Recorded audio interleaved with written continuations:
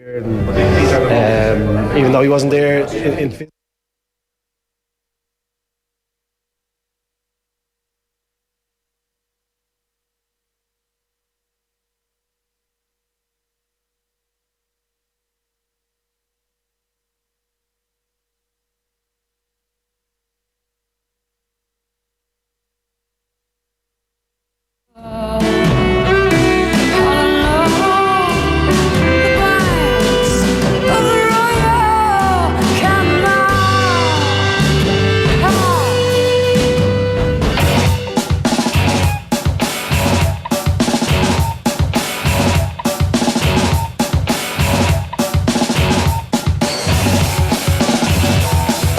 Here, welcome along. It's Thursday morning to OTB AM. We're here with you all the way until 9:30 this morning, wherever you are listening or consuming this. You're very welcome along. You can leave us a comment on whatever stream you're watching, or of course you can always tweet us at Off The Ball. A very good morning to you. How are you? I'm very well. How are you? Were you celebrating the Lionesses' famous victory last night? I was kind of doing football celebrations on my carpet. Not really. We treat the Lionesses like we treat the Lions, the three Lions. Apparently that's the done thing, yeah. Like last year, we kind of all succumbed to the idea that actually it's okay to support England. So maybe this is just a continuation of that. And maybe it was okay for us to support England last year because we all kind of knew what would happen in the end, which was ultimate disappointment. What if this team wins? Well, that's the thing. We've been reliably informed that this team isn't, like when Ruth Fahey was on a couple of weeks ago, she was like, don't write off this England team just yet. They're in the mix. They're in a couple of teams that I actually deem to be worthy of winning this competition. And that gives us a very, very different proposition of our attitude towards England. Do we now have to start hating England once again? Now, of course, this is nothing alien to us. I mean, the Six Nations this year provided us with the perfect platform to despise England sport in all its guts. But does this provide us with a new opportunity for the football team, I wonder? See, Dylan Hartley didn't make the England World Cup squad. Yeah, good riddance. I mean, it's a much easier team to hate when Dylan Hartley's in there, right? Well, that's also a good point. The thing is, we're not going to play England, really, are we? In the final. That would be so sweet. I would love it so much if we got to the World Cup final and smashed England in the World Cup final. That would be the sweetest way to do it. Counterpoint, nothing would be worse than losing to England in the Rugby World Cup final. It's true. It's true. And the thing is, we're definitely going to be in the World Cup final. That's why we're having this conversation, of course. It would be. I don't know. Is there kind of like something in our nature that it's like we're okay being the second best team in the world, even if that team happens to be just a couple of miles that way? No, the opposite.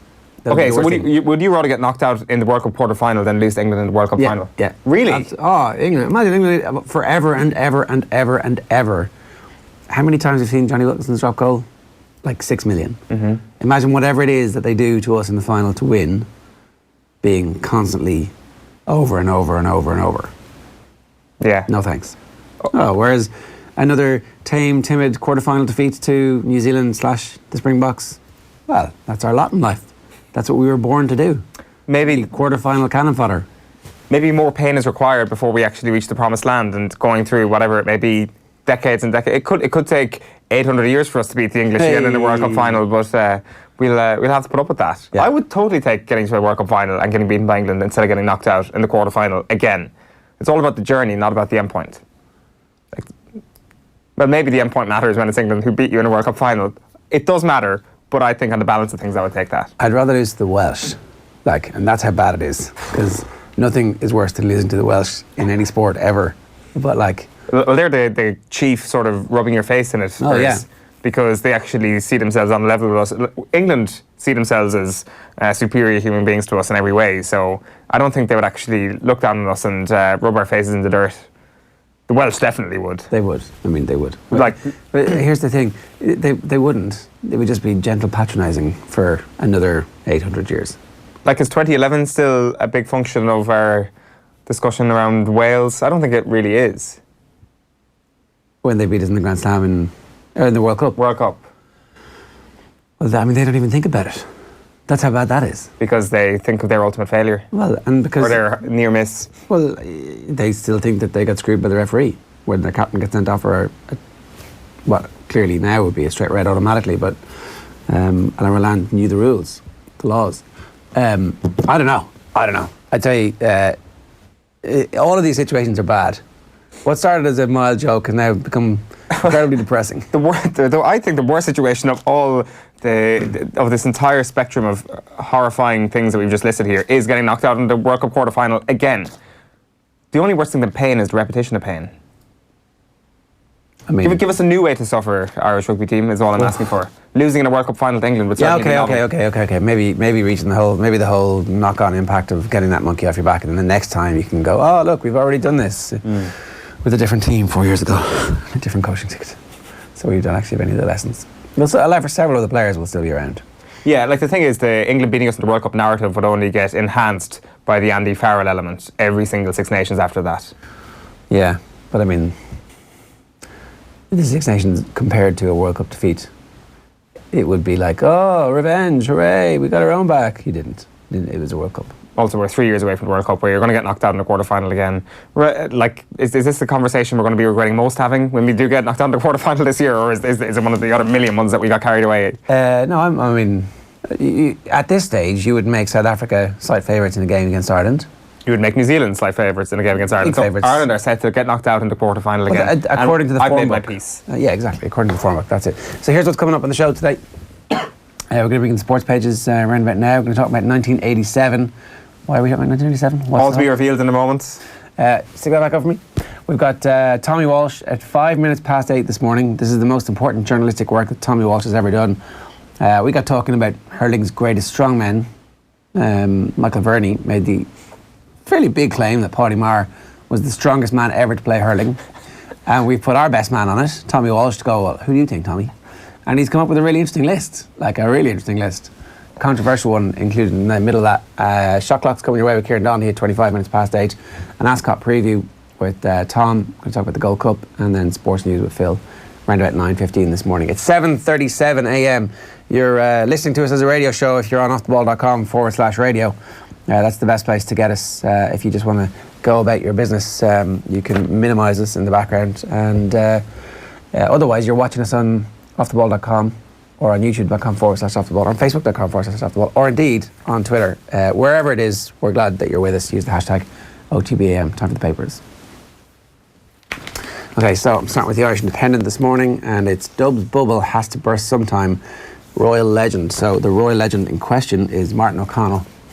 He doesn't have a specific prediction if it's 4 o'clock this weekend, but against Dublin, there's no way back for any team if you go behind, if you get swamped. I don't think Dublin are as good as they were, so you've got to put it up to them. The bubble has to burst sometime, so if chances come along, they have to be taken. Mm-hmm. All very obvious. Except for this thing that Dublin aren't as good as they once were. Are we sure we're not watching a Dublin team in transition?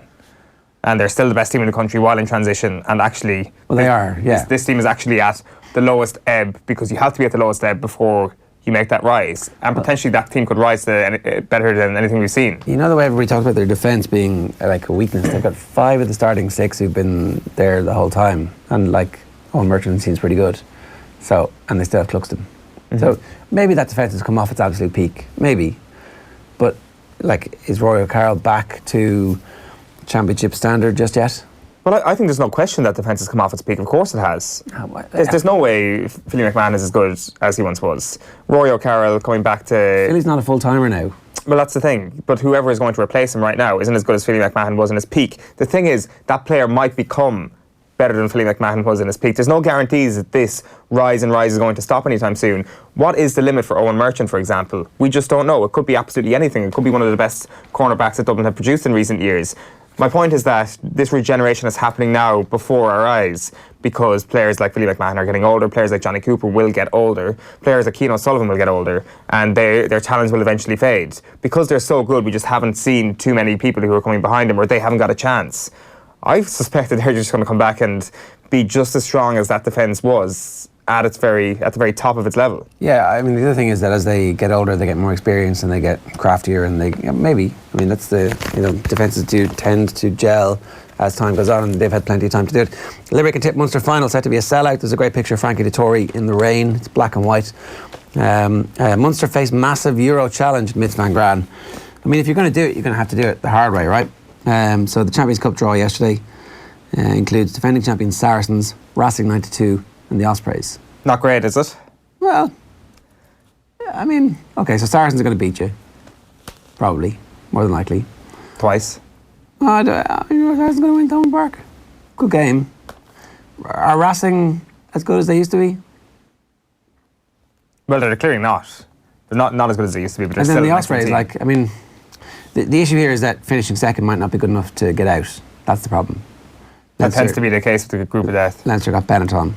It's like, pencil in a quarter-final, pencil in a home quarter-final appearance. Yeah, the pool that gets Treviso tends to be the one that does get 2 people out of the pool. They've also got Leon and Northampton as well, and I'm sure Munster might take Leon and Northampton over Saracens and Racing 92, so it's not exactly ideal from Munster's perspective. This is not the ideal way to go about getting beaten in a semi-final again. Yeah, now having said that, Benetton did run Munster close in the quarter-final of the... Pro 14. Yeah, and apparently they're better. Should have beaten them. They're better than Italy at the moment. Yeah. Yeah, like, there's no question about it. This is probably the best Italian club side we've seen in quite some time.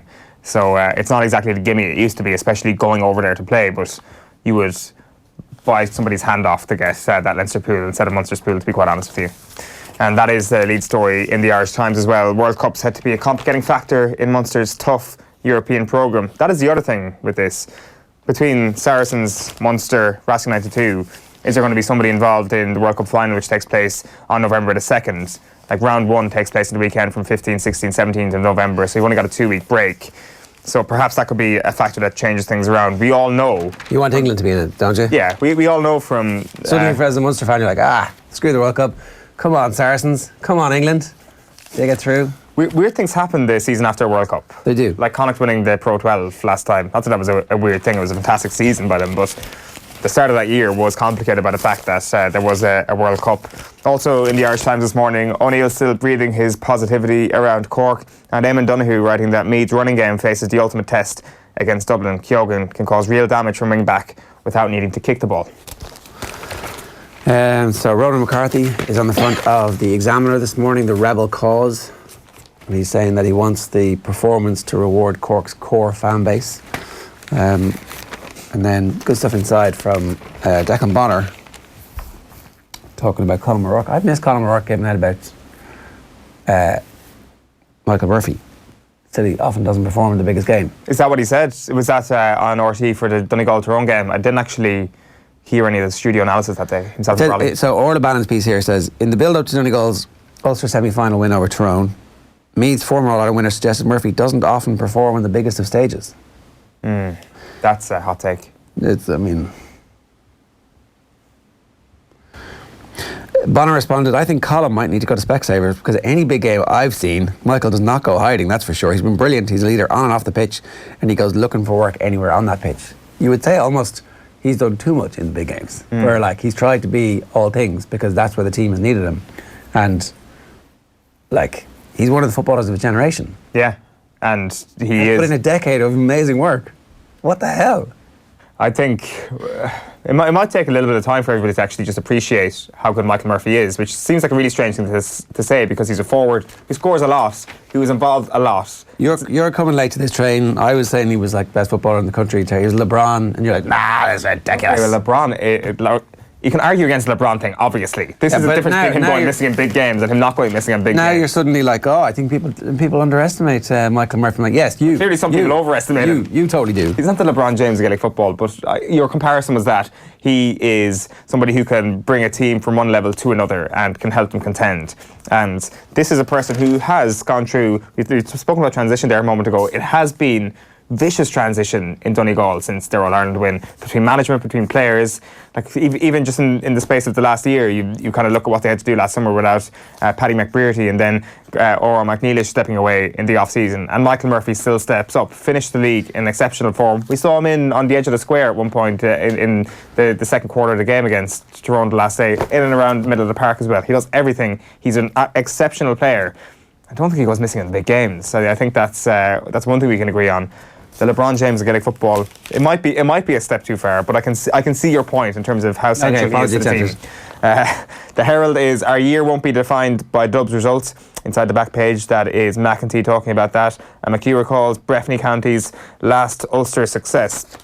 I was thinking that was Ryan McHugh who was recalling that. It's obviously Martin McHugh. I was thinking, does Ryan McHugh remember 97? Because that's a very, very good memory. But Martin McHugh, of course, would have been on the selecting team with Captain in 97 when he was manager. Was he manager? Yeah, of course.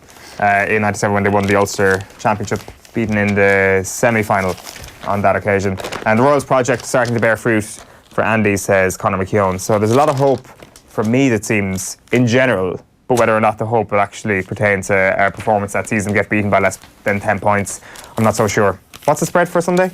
For which one? For Dublin Meath, like 12. 12. Sounds about right. White hot. This is the Telegraph this morning. Strikers double sends unbeaten England through to the last 16. Scotland heartbreak as VAR penalty decision ends their hopes. So the Scottish keeper incrementally by just a tiny little bit steps off her line, saves a penalty, referee orders a retake. It's 3-3 draw when Argentina score the retake and penalty, and away they go. So Scotland are out. The back page of the Irish Daily Mail is going for gold. Frankie's flying high at Royal Ascot ahead of his cup double bid with Stradivarius. And climb down, World Rugby drops nations competition. This is quite a spectacular climb down indeed. The whole thing seems to have been ditched from World Rugby around this potential nations competition. And FAI director quits in row over reform. This is Philip Quinn saying that there's been an untimely resignation of director John Early, the Tipperary native. He's the chairman of the FAI's largest affiliate, which is the 120,000 strong schoolboy section. He's quit after new talks about the new board. Under the proposed reforms, the SFAI will not have a voice on the 12-person board. And this is what he's unhappy about. This is what he's resigned about. And they currently have just 4 delegates on the 58-person FAI council. So still more rumblings in the FAI. We've got the AGM next month at this point in June. Yeah, okay, so that's back on the back of the Star as well. FAI crisis grows as Early goes. It's over to Blue. Lamps tells Rams he'll join Chelsea for right offer. So Frank Lampard now is just haggling over the details of his new contract as the Chelsea manager, according to Scott Coleman on the back of the Star this morning. Chelsea want to do the deal. Derby are like, hang on a second, we've got no manager. And obviously Stevie G turned them down. He's going to stay with Rangers, who might be going to Cork in European competition. That'll be an interesting security challenge. The great line from, was it the Cork chairman or the Cork manager? Yeah, lots of Liverpool fans down here, we need lots of security to stop them all trying to get selfies with Stevie G. Good man. And then also, apparently Lee Boyer was another option, but he got his deal at Charlton, and for Frank Lampard's successor, John Terry, was obviously in the mix, but he signed a new deal with Villa. Lo and behold, on the back page of The Sun, it's Manchester United transfer news. Look who's walking. Rom's £180,000 a week Inter-deal. All eyes. £50 million Cherries ace Brooks. Basically, just pick a player who is very good at football and you slap a ridiculously high fee on that person's head and you have yourself a Manchester United story. So Lukaku going to Inter Milan. David Brooks is now the latest person that Manchester United are linked to. £50 million rated. So if you're £50 million rated, will Manchester United be expected to stump up £75 million? Probably. For David Brooks, it's just got to a point now where everybody is just taking the piss out of Manchester United. I find it very, very funny, but if you're a Manchester United fan, you must be seriously worried. I see Glazers Out was trending on Twitter yesterday as well. I see Goldbridge was not happy with the fact that they've taken a full week or two of the transfer window to not make any signings. I mean, he's got a point. Is this the sort of thing that they should have been working on during the season, and that once the transfer window opens, it's just rubber stamping them? Yes. It's hard to know. Isn't that how good teams do it? It certainly seems that Manchester United have the biggest body of work ahead of them, and they've been the slowest to move. Even when it comes to selling players, get Romelu Lukaku out of the club if you want rid of him, but do it early. I guess this is early-ish. Paul Pogba, get rid of him early. Yeah. Do what Chelsea did. Now, granted, Chelsea probably had the benefit of knowing that Hazard was going to leave last year. They had a full 12 months to prepare for this. Manchester United might not have foreseen this coming when Ole Gunnar Solskjaer started so well. So you've got to give him a bit of, you got to cut him a bit of slack in that regard. But still, it's selling is important, and maybe Manchester United need the few quid at this point because they're being kind of overpriced on every single person they're talking about at this point. That being said, David Brooks would be an exciting signing for Manchester United. £50 million is definitely not something I would have expected. 50 million is the new 5 million, though. Come home to Juve, Pogba. Twist in fight for £89 million, man. Italians reckon they can beat Real to United stars. This is a Darren Lewis story. Juventus are confident of beating Real Madrid to re-sign Paul Pogba. I mean, at least there's a market. If nothing, Manchester United have managed to create a market for him, or at least the illusion of a market for Paul Pogba this summer. Lampard tells players, when Chelsea call me, I'm off. Frank Lampard has told Derby's players he will quit the club to join Chelsea if he gets the right offer. I mean, they've got nobody else, do they? At this stage, if they don't get Frank Lampard, things don't look particularly good for Chelsea. So Frank Lampard's going to Chelsea, right? I think so. Well, look, why hasn't Stephen Gerrard said I'll go to Derby? Is Derby a step up from Rangers? Yeah. So I'm not quite sure why he would. Like, I guess it's just a bit more precarious, is it? The idea of actually saying Going to Derby. we could have an all right season and finish outside the playoff spots, and then my stock plummets. Whereas with Rangers, I've got a bit more of a safer thing going, because you can finish second much easier than you can finish, say, second in the championship. Yeah. But does he not have to win now? Celtic have come off their absolute peak. Now, I still think you can get away with not winning with Rangers next season. Maybe he's just kind of drawn to the idea of going to Cork, and that's why he wants to hang around. The Racing Post front page is played again. Strad, so superstars Stradivarius and Frank Dettori bid for a famous repeat in a red hot Gold Cup clash with Crackstairs, DXB and Cross Counter. And then the back page of the Racing Post is around the Cricket World Cup. Aussies face bridge battle. Bang up for it, says the Racing Post. Okay, back page of the Guardian this morning is rolling back the years. The Tory set sights on Gold Cup after defying rain in Royal Ascot double, and joy and despair. England reached last 16, but it's VAR agony for Scotland. The Scots are out after they blew a 3-0 lead against Argentina to finish 3-0 with the last kick of the game, and a goal early and late from England saw them win 2-0 against Japan, and they are through to the last 16. They certainly are. So I was looking back at looking ahead really to some of the provincial finals this weekend in the football. I was thinking Ulster, we're okay, it's going to be a good game. It's kind of hard to gee yourself up for Leinster and Munster this weekend, especially what we've seen over the last couple of years. So Dublin have won 8 Leinster titles in a row, Kerry have won 8 of the last 9 in Munster. So instead of looking forward, I decided to look back a little bit and look back at some of the heydays of the 2 underdogs this weekend of Cork and Meath. And funnily enough, 8 out of 9, the current run that Kerry are on, is exactly the record that Cork put up in the late 80s and early 90s when they were on their golden era. This, of course, made far more impressive by the fact that this was coming right off the back of the Kerry golden era. So I went back to Monday, July the 27th. So this was after July the 20th. And there was actually the biggest sports story of the day that morning, leading the front pages. But no, it was not the Munster final. It was not the Leinster final. Let's have a look at what the Irish Independent was leading with. It was Stephen Roche and Charles Haughey together conquering the roads of France. Triumphant Roche rides into Sports Hall of Fame. I mean, it's not Stephen Roche and Charles Haughey. It's a picture of Charlie Haughey and Stephen Roche has his arm around him. That's what that is. Well, exactly. His teammate. The centre of the picture, when you look at it, it's actually Charles Haughey. Yeah. It's remarkable. It's not even close. Like, he's kind of just a sidekick. Jack Chirac is somewhere around there as well, according to reports. The Irish Examiner also goes with it, or Sean Pellize, Tour de Roche as Irish revel in victory. And then the Irish Press goes with this. Stephen Hero, big welcome home today. Just going through some of this, there was a big battle to actually claim Stephen Roche as Irish. Was there a sense of insecurity in this country around the idea that France were trying to claim him? Married to a French woman at well, this age. That was one of the reasons why they pointed out. Stephen Hero's a Joycean reference that I'm not sure most Common or Garden readers are getting, are they? I certainly didn't get it. This has become a common occurrence where cultural references just fly over my head, so that's another one that's gone over my head. So naturally, obviously, because of that, the Leinster-Munster finals are a little bit down the sports agenda. Just to remind people what actually happened. So it was a draw in Páirc Uí Chaoimh that day between Kerry and Cork. Let's have a listen to some of the commentary in RTE. Well into injury time in the Munster final. Back to Mikey Sheehy. Mikey the captain, looking for the Kerry goal that will seal it. Is it there? Yes it is! I don't believe it! Oh, absolutely unbelievable! Billy Morgan, his side has given it everything. Is it Mike Sheehy? There's a chance of an equalising score for Cork. And Larry Tompkins, the man who's scored 7 points so far, has this free. 2 minutes into injury time from the 20-metre line. Breeze behind him. Slightly to the left of the post. The most vital kick I think he's ever taken. In his first Munster Championship match, the Kildare man can level it up. Great to see Kildare getting a reference there. In his first Munster Championship match. Yeah, this was the revelation.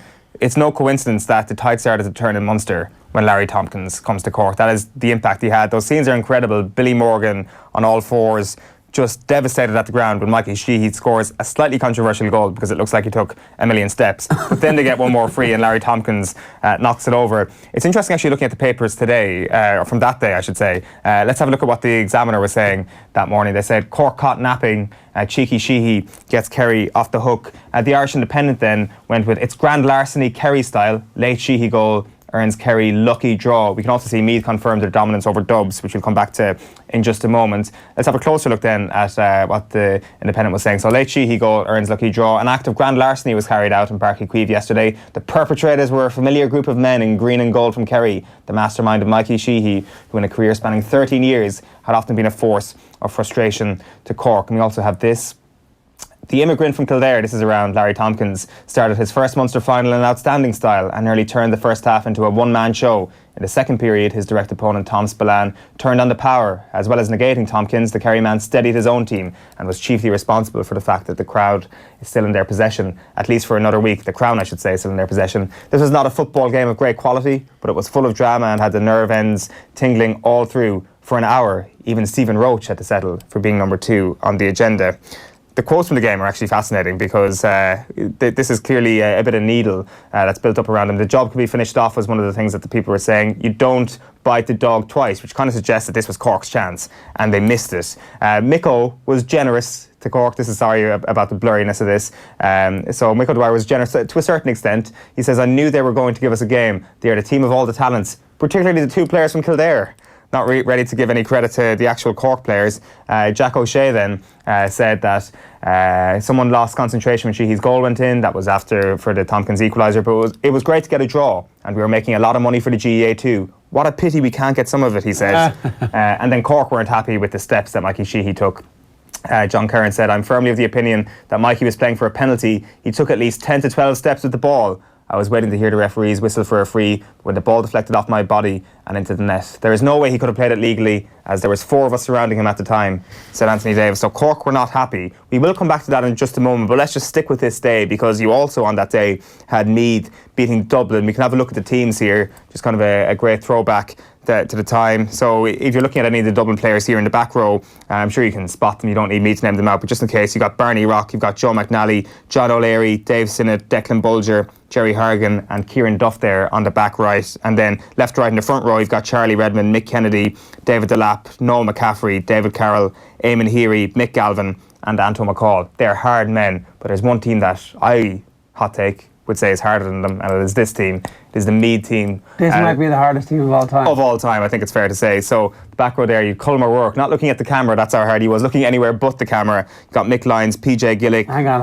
Mick Lyons is stealing your soul through the camera. So, whatever about Colin not looking at it, Mick Lyons is staring straight down the lens of all of the cameras simultaneously, and you are quaking in your boots because Mick Lyons has looked at you. He's got those Mona Lisa eyes that follow you wherever you go. Do you ever look at those really old photos where the people didn't know that they had to smile or didn't really know what a camera was or kind of tried to freak you out through centuries and centuries of photography? That's what Mick Lyons is doing right there. PJ Gillick.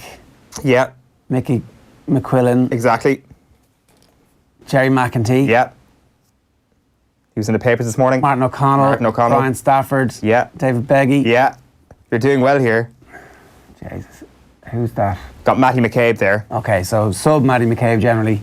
Beside him, don't know, Bernard Flynn. Terry Ferguson, then Bernard Flynn. Bernard Flynn, Robbie O'Malley. Who's got the fancy gloves? You got to get this one.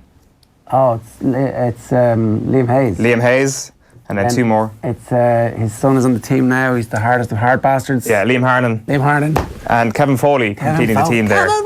That is an unbelievably hard team. Let's have a look at what the newspapers were saying the next morning. The Irish press went with Meath. At last, Dublin have no answer as 2 are sent off.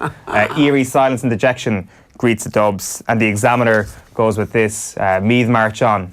Colin O'Rourke, vital points for me as they won on a 113 to 12 point scoreline. The match report for the Irish Independent is telling. It tells you kind of about where Meath are at the time, that Dublin are really still kings of Leinster, even though they'd been beaten the previous year. So Meath footballers need no longer doff the cap of deference to arch rivals Dublin. Yesterday at Croke Park, Meath defeated Dublin far more decisively than the score suggests in a bone-crushing Leinster Championship final of almost frightening competitive intensity. Admittedly, just 4 points separated the sides at the end in a pulsating and highly entertaining contest. The Leinster Championship final win over Dublin is invariably greatly treasured by Meath folk, and lending additional satisfaction to yesterday's success is the fact that it marks the first occasion for the Royal County to record 2 successive provincial decider victories over their great rivals. This is an interesting line from the match report. They said, by failing to avenge last year's Leinster final defeat, Dublin thus did not follow the lead set by City colleague Stephen Roach. Just before the throw-in, it was publicly announced and also relayed on the electric scoreboard that the Dubliner had triumphed in the Tour de France, and the 49,000 attendants, including referee Seamus Aldridge, broke into spontaneous and vociferous applause. A great kind of crossover of sport there. Martin Brehenny's report, though, in the Irish press is unbelievable. This was the hardest of hard games. There isn't actually any footage of it online. Anybody who remembers it, we'd love to hear about it, or anybody who was there. So he says, raw intensity is an integral part of most championship games, but yesterday, that delicate line which differentiates between violence and over-enthusiasm was breached on far too many occasions. Some of the sad evidence of the case is contained in the referee's notebook, which in the end had the names of 2 players, Charlie Redmond and Kevin Foley, as well as notes of warning to Eamon Heary, Robbie O'Malley, Mick Lyons, Declan Bulger and David Carroll. Foley and Redmond were sent off by Seamus Aldridge 25 minutes into the first half after several players had been involved in a punch-up right in front of the Hogan stand. Wouldn't be like Meath. That had been sparked off by an off-the-ball incident in which Kieran Duff was floored. But if that was the flashpoint which finally convinced Aldridge that serious action had to be taken, much had gone before, which was no part in any civilised sport. So just to tie this up, that was Meath, obviously true. They would become All-Ireland champions. Cork would become like a mere footnote to Meath in that case, but they would not be a footnote in Munster Championship history, because the tide was about to turn a week later. It was not to be a one-hit wonder. Let's have a listen to what happened in Killarney in the replay. Easily read by Tony Nation, who's playing just about anywhere and everywhere for Cork. Paddy Hayes here. Inside towards Christy Ryan. He got a couple of yards space that time ahead of Sean Welsh. Waits, looks for support. It comes from Tony Davis, the right quarter back. Oh, yes, he's kicked it over. Charlie Nelligan, I think, was arguing that it was wide, but it's Cork's 6th point, and it comes from their right corner back. Cork now doing what Kerry have done to them so often in the past. Ambrose O'Donovan now operating on the full forward line. That's to Jack O'Shea, going for a goal. He's content for the point again, for the second point inside 2 minutes for Jack O'Shea. Could so easily have been a goal. And there's the whistle. Cork are the champions in what surely is the end of a glorious era of Kerry football. Cork win by 13 points to a goal and 5. The end of an era indeed. The Irish Independent led with this the following morning. Cork grab glory as Kerry era collapses. The circus is over. It's time for a new act, it says in the top. Let's have a closer look at the quotes here, because an emotional Mick O'Dwyer, tears welling in his eyes, faced the Kerry team who sat motionless in their dressing room and said, "You've given 13 wonderful years of service to the game. You have been fantastic in every way, and I want to thank you all sincerely for your total loyalty and dedication. I know some of you will not be thinking of retirement, but I ask you not to make any final decisions immediately. You've been a credit to yourselves in the game of football. It has been a privilege to work with this team, and I just want to say thanks a million." With that, O'Dwyer too sat on the bench. It was a poignant moment in that square room in Fitzgerald Stadium. One sensed it was the end of a wonderful era, the finish of the greatest football team to ever grace the scene. It was not the time to ask about retirements, but I feel that Owen de Bomberlisten summed up the scene best of all when he told me, "I think it's time to pull down the tent and move on. The circus is over. It's time for a new act." That's mad. So you got to picture the scene. All the media are there. Like that dressing room is full of people. It's not just the team and the manager. It's like there's probably 50 people in there, all watching what's going on, and Mick has to shush the room and say that, and the 3 journalists who are on the beat are writing it all down, and then they go over to Bomber, and Bomber comes up with that line, and it's brilliant. It's an amazing line, isn't it? Like in that moment when you've just been beaten at the end of the greatest run that any team has ever had in Irish sport up to that point, like the greatest team of all time, you're the era defining, you're the mark against which every other team will ever be, and you're like, the circus is over, it's time to pull down the tent. And it will be one of 8 and 9 years that Cork will do the exact same run that Kerry are on at the moment. So there's a bit of a parallel there. Like, are you going to see upsets of that manner this weekend? Probably not. Cork do 8 of the next 9. Yeah.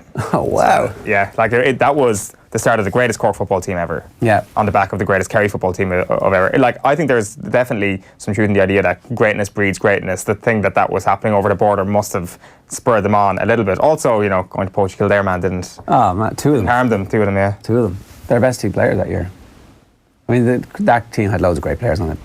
But Tompkins was the best footballer in the country that season. And Yeah, after. it certainly seemed that way. That's it. Look back, not forward, is what I say when it comes to provincial finals. Wow, 1987. All right. So that Meath team, were they the hardest team of all time? That's not a bad conversation to get started today. If you've got any views on that. The Tyrone team, the Naughties, they were pretty hard. Extremely hard. Different hard. Yeah, I would say Tyrone, just because Because they beat Kerry 3 times. I've suffered at the hands of them. That's a different conversation. We will have that one. Who are the strongest hurlers that have ever graced the field of play, or certainly the ones that Tommy Walsh might have covered or come up against? We'll get to that next. Join Bruce Betting now for a risk-free first bet up to €100. That's right. New Irish accounts can enjoy a risk-free first bet up to €100. So if your first bet loses, we'll refund your stake with a free bet. Now that's giving you more. Bruce Betting. In store, online, and now on your phone. T's and C's apply. Please gamble responsibly. See dunlewy.net. The Sport Ireland campus in Blanchardstown is the home of Irish sport, not just for Irish athletes, but for you and the community. So if you or your kids want to get fit or get into sport, then check us out. Learn to swim, dive, or even tumble in gymnastics. Join our Tone Zone gym with our 50-metre pool, or try our innovative pay-as-you-go fitness classes. Run our indoor track, book a soccer, basketball, or badminton court. There are so many ways to get active. Find out more at nationalsportscampus.ie. All right, Tommy Walsh, good morning to you. How you doing? Good morning, lads. So we had a very interesting conversation with Michael Verney earlier on in the week, where he said that Paddy Maher is I mean, okay, it was just after it was just a day after the game, so I can see how the blood is up a little bit, and maybe he was exaggerating a bit. But Paddy Maher was the strongest hurler he'd ever seen. He finished the sentence. We were like, what? Really? No way. So we had to ask. Is Paddy Maher in the top 5? Is he there yet? Unfortunately, he didn't make my top 5, Ger. I went over the last 20 years. One of the guys that's on the list kind of finished up around that mark, so he barely squeezes in. I suppose the criteria that I went for, Ger, I went for naturally strong men. So I didn't go for guys that maybe spend 10 years in the gym, 5 years in the gym, maybe grew up in the new era of doing gym exercises maybe since you're 13, 14 years of age. I just went for strong, hardy men in this one. That's, I think, exactly the criteria.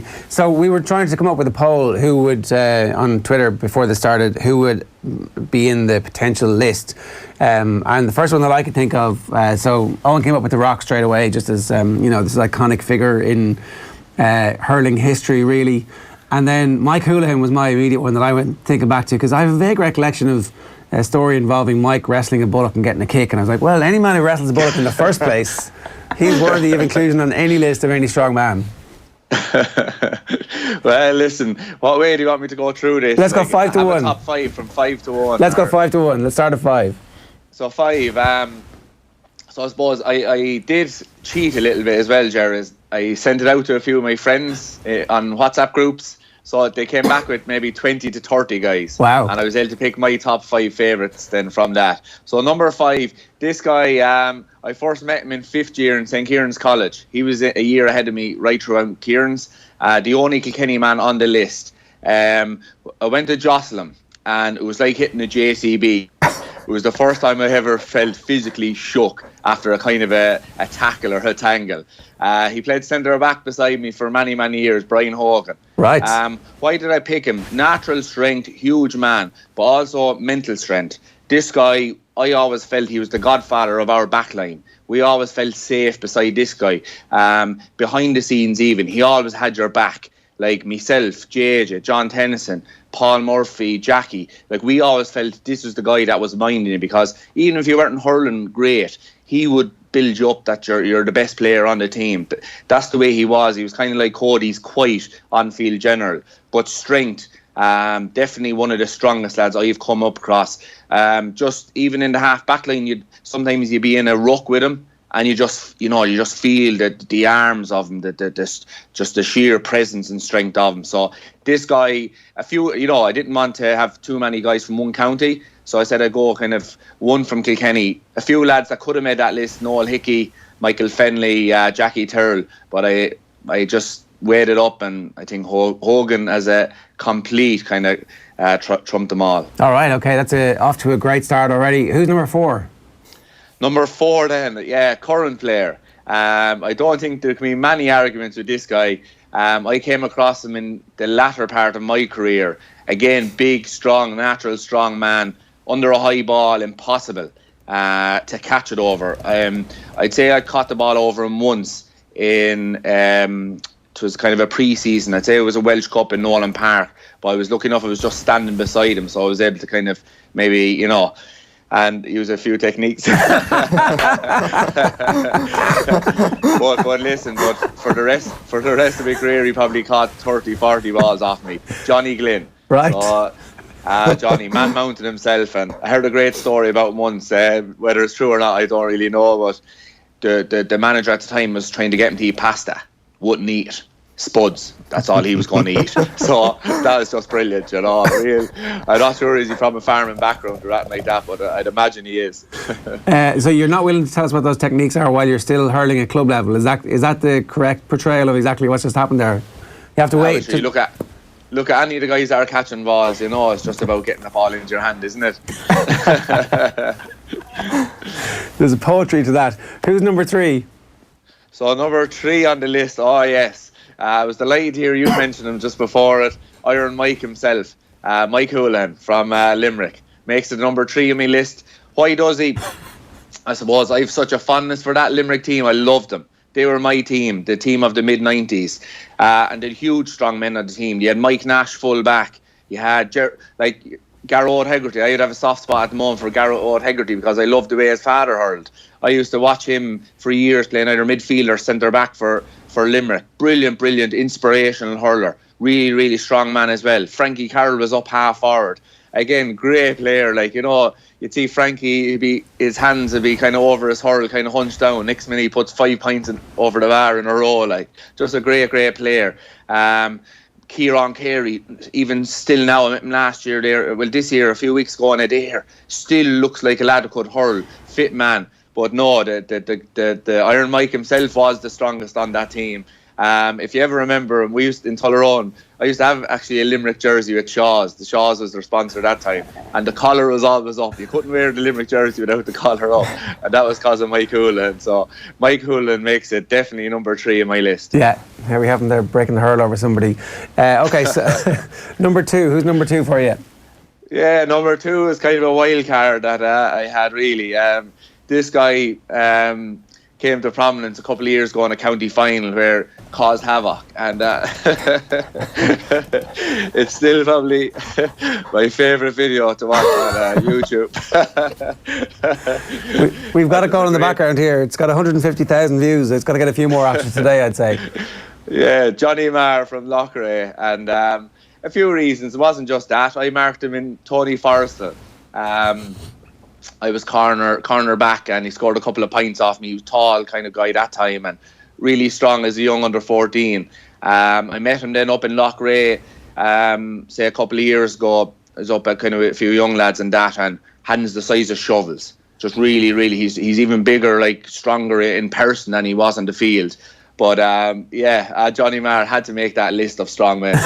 Did he make it? Did he play for Galway? I wasn't sure if he made it that far or. Yeah, potentially it was probably maybe on and off, maybe panels or that. I'm not really sure of that, but could have been on maybe a panel here and there. But a huge club hurler now, won a couple of county finals. I'd say he was probably on the Galway All-Star team a couple of times. Yeah. If you talk to the Galway club people, I would imagine he was one of the great players in club hurling over the last 10 years. Well, he's probably same age as myself now, his late 30s or that, but say in his 20s, I'm sure he was the enforcer, you know. Yeah, absolutely. And did you mark him again ever as an adult? It was only under 14s. No, I was afraid to mark him. Anytime the manager said he wanted a challenge match against Loughrea, I said, no, we'll leave that till next year. We've got the video rolling in the background. The video's hilarious. You've got to watch it to the very end because so they take ages to clear away the poor defender who got the hurl in the balls. He's like stumbling off because he can't get up. He didn't actually. I think he kind of only got it in the leg. You know, that video makes it look a bit worse. He actually only got it on the leg. Yeah. Okay. So it's at Carl Burke. And I think... I have a feeling that he got booked in that same... So he got booked and he gets taken out. And then there's some defender after the penalty gets scored comes to try and bump off him, and he gets horsed out of it. And then somebody else just runs past him and he gets the swing of the boot. Okay. And it's like a child. It's a little kid. It's like, I don't think he got a yellow card. I know, it's mad. Did he get suspended afterwards or anything? I don't know. I mean, was it just? I think he got a couple of months after. Okay. But he's a genuine guy, like, you know, and this is kind of out of character, I think. He can take a penalty as well, Tommy. He can. Well, he was a brilliant hurler, absolutely. And if you look at that ball that came in for that, he caught it with 3 men hanging around him, like, you know. And, you know, who knows? Like, back then, it was a case of looking after yourself, Ger, and on. And, like, now you're laughing at me watching the video as opposed to the story. But, like, back then, you had to look after yourself as regards, like, he was probably off the ball when there was no one looking, probably lads digging him left, right, and centre. Like, so, you know, I can understand it. It was a different era, you know. It was a case of you look after yourself that time, like, you know. And but he was a strong man, yeah. Yeah. Okay. So who is number one on Tommy Walsh's list of hurling strongmen? Yeah. So number one, I don't think anyone else could make the number one on this list. He was basically the king of the strong men, as far as I'm concerned. Oh, and you mentioned him earlier on. There's only one man, The Rock from Cork. Just brilliant hurler as well. He was outstanding, like, you know. If anyone, the size of him, like, you could think, right, put a small little nippy lad on him and he'd turn him and this and that, but he was really fast as well. But took no prisoners. So Emma O'Sullivan, The Rock. Did you ever get a shoulder off him, Tommy? What do you think? I was trying to get around him really more than that, but there was a few great shoulders. The time he hit the Limerick guy and then put the ball over the bar from probably 120 yards. There's also a famous scene where Kilkenny hurlers, he was full back coming out from the canal end, and about 4 Kilkenny lads tried to flatten him, and they had no luck. He just everyone just bounced off him. So yeah, and, you know, he's a very popular character as well in that Cork dressing room. Yeah, and I think probably didn't get a lot of credit at the time for his hurling ability. The ability to make the whole crowd stand up and go completely mental just by, like, hitting the ball was something that very few people could do. But every time The Rock would get the ball in full back line, the whole crowd would be like, go on, hit it, and see what happens. Yeah. And then eventually he had to stop doing that because the Cork style changed. So it must have been quite frustrating for him, thinking, I mean, I could make the whole crowd understand that, like, you know, that I look at the gift that I have in my hand and I have to give it away for a short hand pass to one of the cornerbacks. He would have done well in our team, Ger. Get the ball and drive it as hard as you can. He was a good hurler, though. That's the thing. It wasn't just strength, right? No, absolutely. And a few of the big guys, probably when they're strong like that, they rarely get the credit for their speed is the first one. Like, I named out Brian Hogan, Noel Hickey. Incredibly fast men. They were really, really fast over 20, 30 yards. The Rock, incredibly fast. Like, you'd never see anyone getting away from The Rock. And then his hurling ability. Like, this guy won minor, the Kilkenny in All Ireland. He won in 2 under-21s. So he was absolutely brilliant. Who didn't make your list that was close to making the list? Sure, there's loads of lads, really. Just trying to think off the top of my head. Gary Hannafy was one guy from Offaly. There was 3 Hannafy brothers. There was Rory, who would have been my age, and then there was Darren, and Gary. I suppose you could ask Dahi Regan, I suppose, about them, Burman, you know. But Gary Hannafy, I would have come across him in the start of my career, and just huge man, probably the same size, but more rangy than maybe the likes of Johnny Glynn and that. Couple of other men, so from Kilkenny, as I mentioned, Michael Verney. Trying to think now who was on that list. Would you come up against Verney in training and had to step in, because he was a brick shit house, really? Yeah, he was, like, and like, again, it wasn't from the gym, it was just natural, like. And this guy, like, you know how fast people talk about Colin Fennelly, that he was, like, you know, fastest man probably that I came across, like. But Michael, when they raced, Michael Fennelly was faster over, say, longer, 30, 40 yards. Right. So what seems to happen, these strong guys, they seem to have power everywhere in their legs as well, and they're incredibly fast. So Michael Fennelly was really, like, what the amazing thing with Fennelly was he mightn't train for 3 months and he'd come back then and he'd be just there at match fitness. Like, we did a drill the other night, like, we were off for a couple of weeks, we did a drill the other night in training, and it was like I didn't train for 2 years. Your calf and after, you know, the first ball. And Fennelly was able to come back into inter-county Leinster finals, All-Ireland semi-finals, and just make it. Just incredible. If you look at... Would you ever make the two Fennellys race just for crack and training? Is that how you know that one of them was faster over 30, 40 yards? No, because we'd be afraid Michael would get injured. We'd wrap him in cotton wool. He was just there for match days. We used to roll him out. He used to see him the same amount we used to. So, no. But do you know what? It would have been a great idea. It's a pity we didn't think of it. We can do it. We can do it whenever Colin retires. Do you think it's possible in modern hurling, Tommy, to, like, create a team of hard men? Because that is one of the things that's been remarked upon about this Limerick team. They're noticeably big. Yeah, you see, and we were only speaking about it last night. We were down in the hurling field and we were saying, like, there's such a difference. If you go back to a young fella, say an 18, 19, 20-year-old starting in the 90s or the early 2000s, there were only sliver of guys. They were, you know, really kind of skinny and really kind of fit and fast, but just so skinny, not an ounce of muscle anywhere. And now look at the guys. Like, I was at the under-17 games as part of the coverage with yourselves when you arrive early. And, you know, they're like 23, 24-year-olds. So I think the way the game is gone, you have to be ready for that or you'll be blown out of it.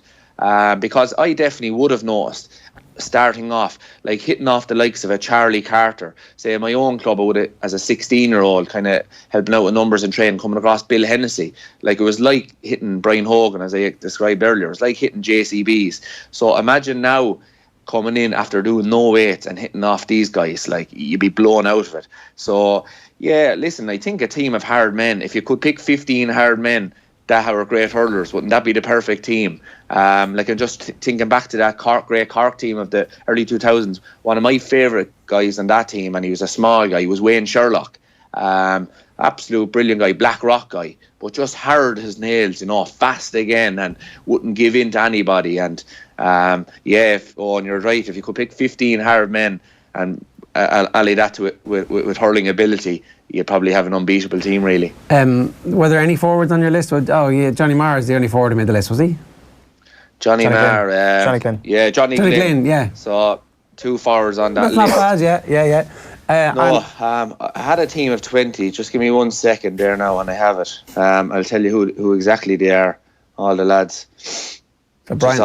So Brian. Go on, yeah. John Carroll, there's the one. John Carroll from Tipperary. So he was very unlucky not to make the list. He's probably in the kind of Mike Hoolan category, whether he was going to get in or not. And again, I was lucky enough to come across John Carroll. And another amazing amazing thing about John Carroll was he was incredibly fast as well for a big guy. Really was. And John Carroll won an All-Star as a wing back and he ended up as a full forward. And I felt that if they had given him a few more years at wing back, he could have had even many more years at the top. Because at wing back, like, you know, I think you can it's more about reading the game and that. And John Carroll was another guy you explained about the rock. Like, he was able to inspire the crowd when he got the ball and drove it. John Carroll was the very same, and you know, he was kind of a cult hero down in Tipperary, a Ross Gray man, and you know, a good guy as well, and very much an entertainer as well on that Tipperary panel. And John Carroll is very unlucky, in fairness, not to make that list. Who else have you got for us? So that's really it. Then you're into the kind of guys that would have, you know, grown up in the modern era. So guys that would have went to the gym from a young age, and 2 guys probably that would have made that team if we were looking at everything would have been Padraic, Maher and Jackie Turrell. Right. So them guys were, you know, hard men, and definitely, you know, very, very committed and disciplined guys, and spent a lot of time off the field, you know, getting themselves in good physical shape. And you know, like, I remember Jackie, say, from secondary school, even before he went to the gym, like, we used to be doing that time, you could do, you know, a 12-minute run, and it's where he did a lap of the hurling field. And Jackie was always, even though he wouldn't be as fit as he is now, he was still always just a really strong runner, and a lad that wouldn't give in, mentally always so strong. So he was very unlucky not to make that list. I suppose if we had a different criteria, Padraic Martin, like, in fairness to Michael Verney, he hit the nail on the head. He is one of the strongest men. There's no point in saying otherwise. Strongest men, sorry. And you know, his ability to do it over, what is it, 2009, I suppose. I first came across him as a 19-year-old, I'd say he was. So that's 11 years now, or 12 years on the run. Just amazing for a guy to be able to stick to that level that he's at, like still playing centre back, and now a different era, coming across guys that are doing the gym since, 15, 16 years of age, and still we're saying that he's one of the strongest guys out there. And I think, we mentioned earlier, there's no point in being strong if you're not able to hurl, and he is just an ability to read the ball, and again was always one of my favourites. Any of those Kilkenny forwards on your team, because I get the impression that you couldn't really be a shrinking violet if you were going to be going up against you guys in training. If you're marking Brian Hogan in training every night, for example, you needed to be able to look after yourself. Yeah, no, you did. Like the chef, like Shefflin, again, naturally strong guy, who never really, probably people wouldn't have seen the strength of this guy because he was that bit smaller, was Owen Larkin. Owen Larkin was a guy that we had never shift off the ball, and he was kind of like Bonner Maher, if you like, when he went on a solo run.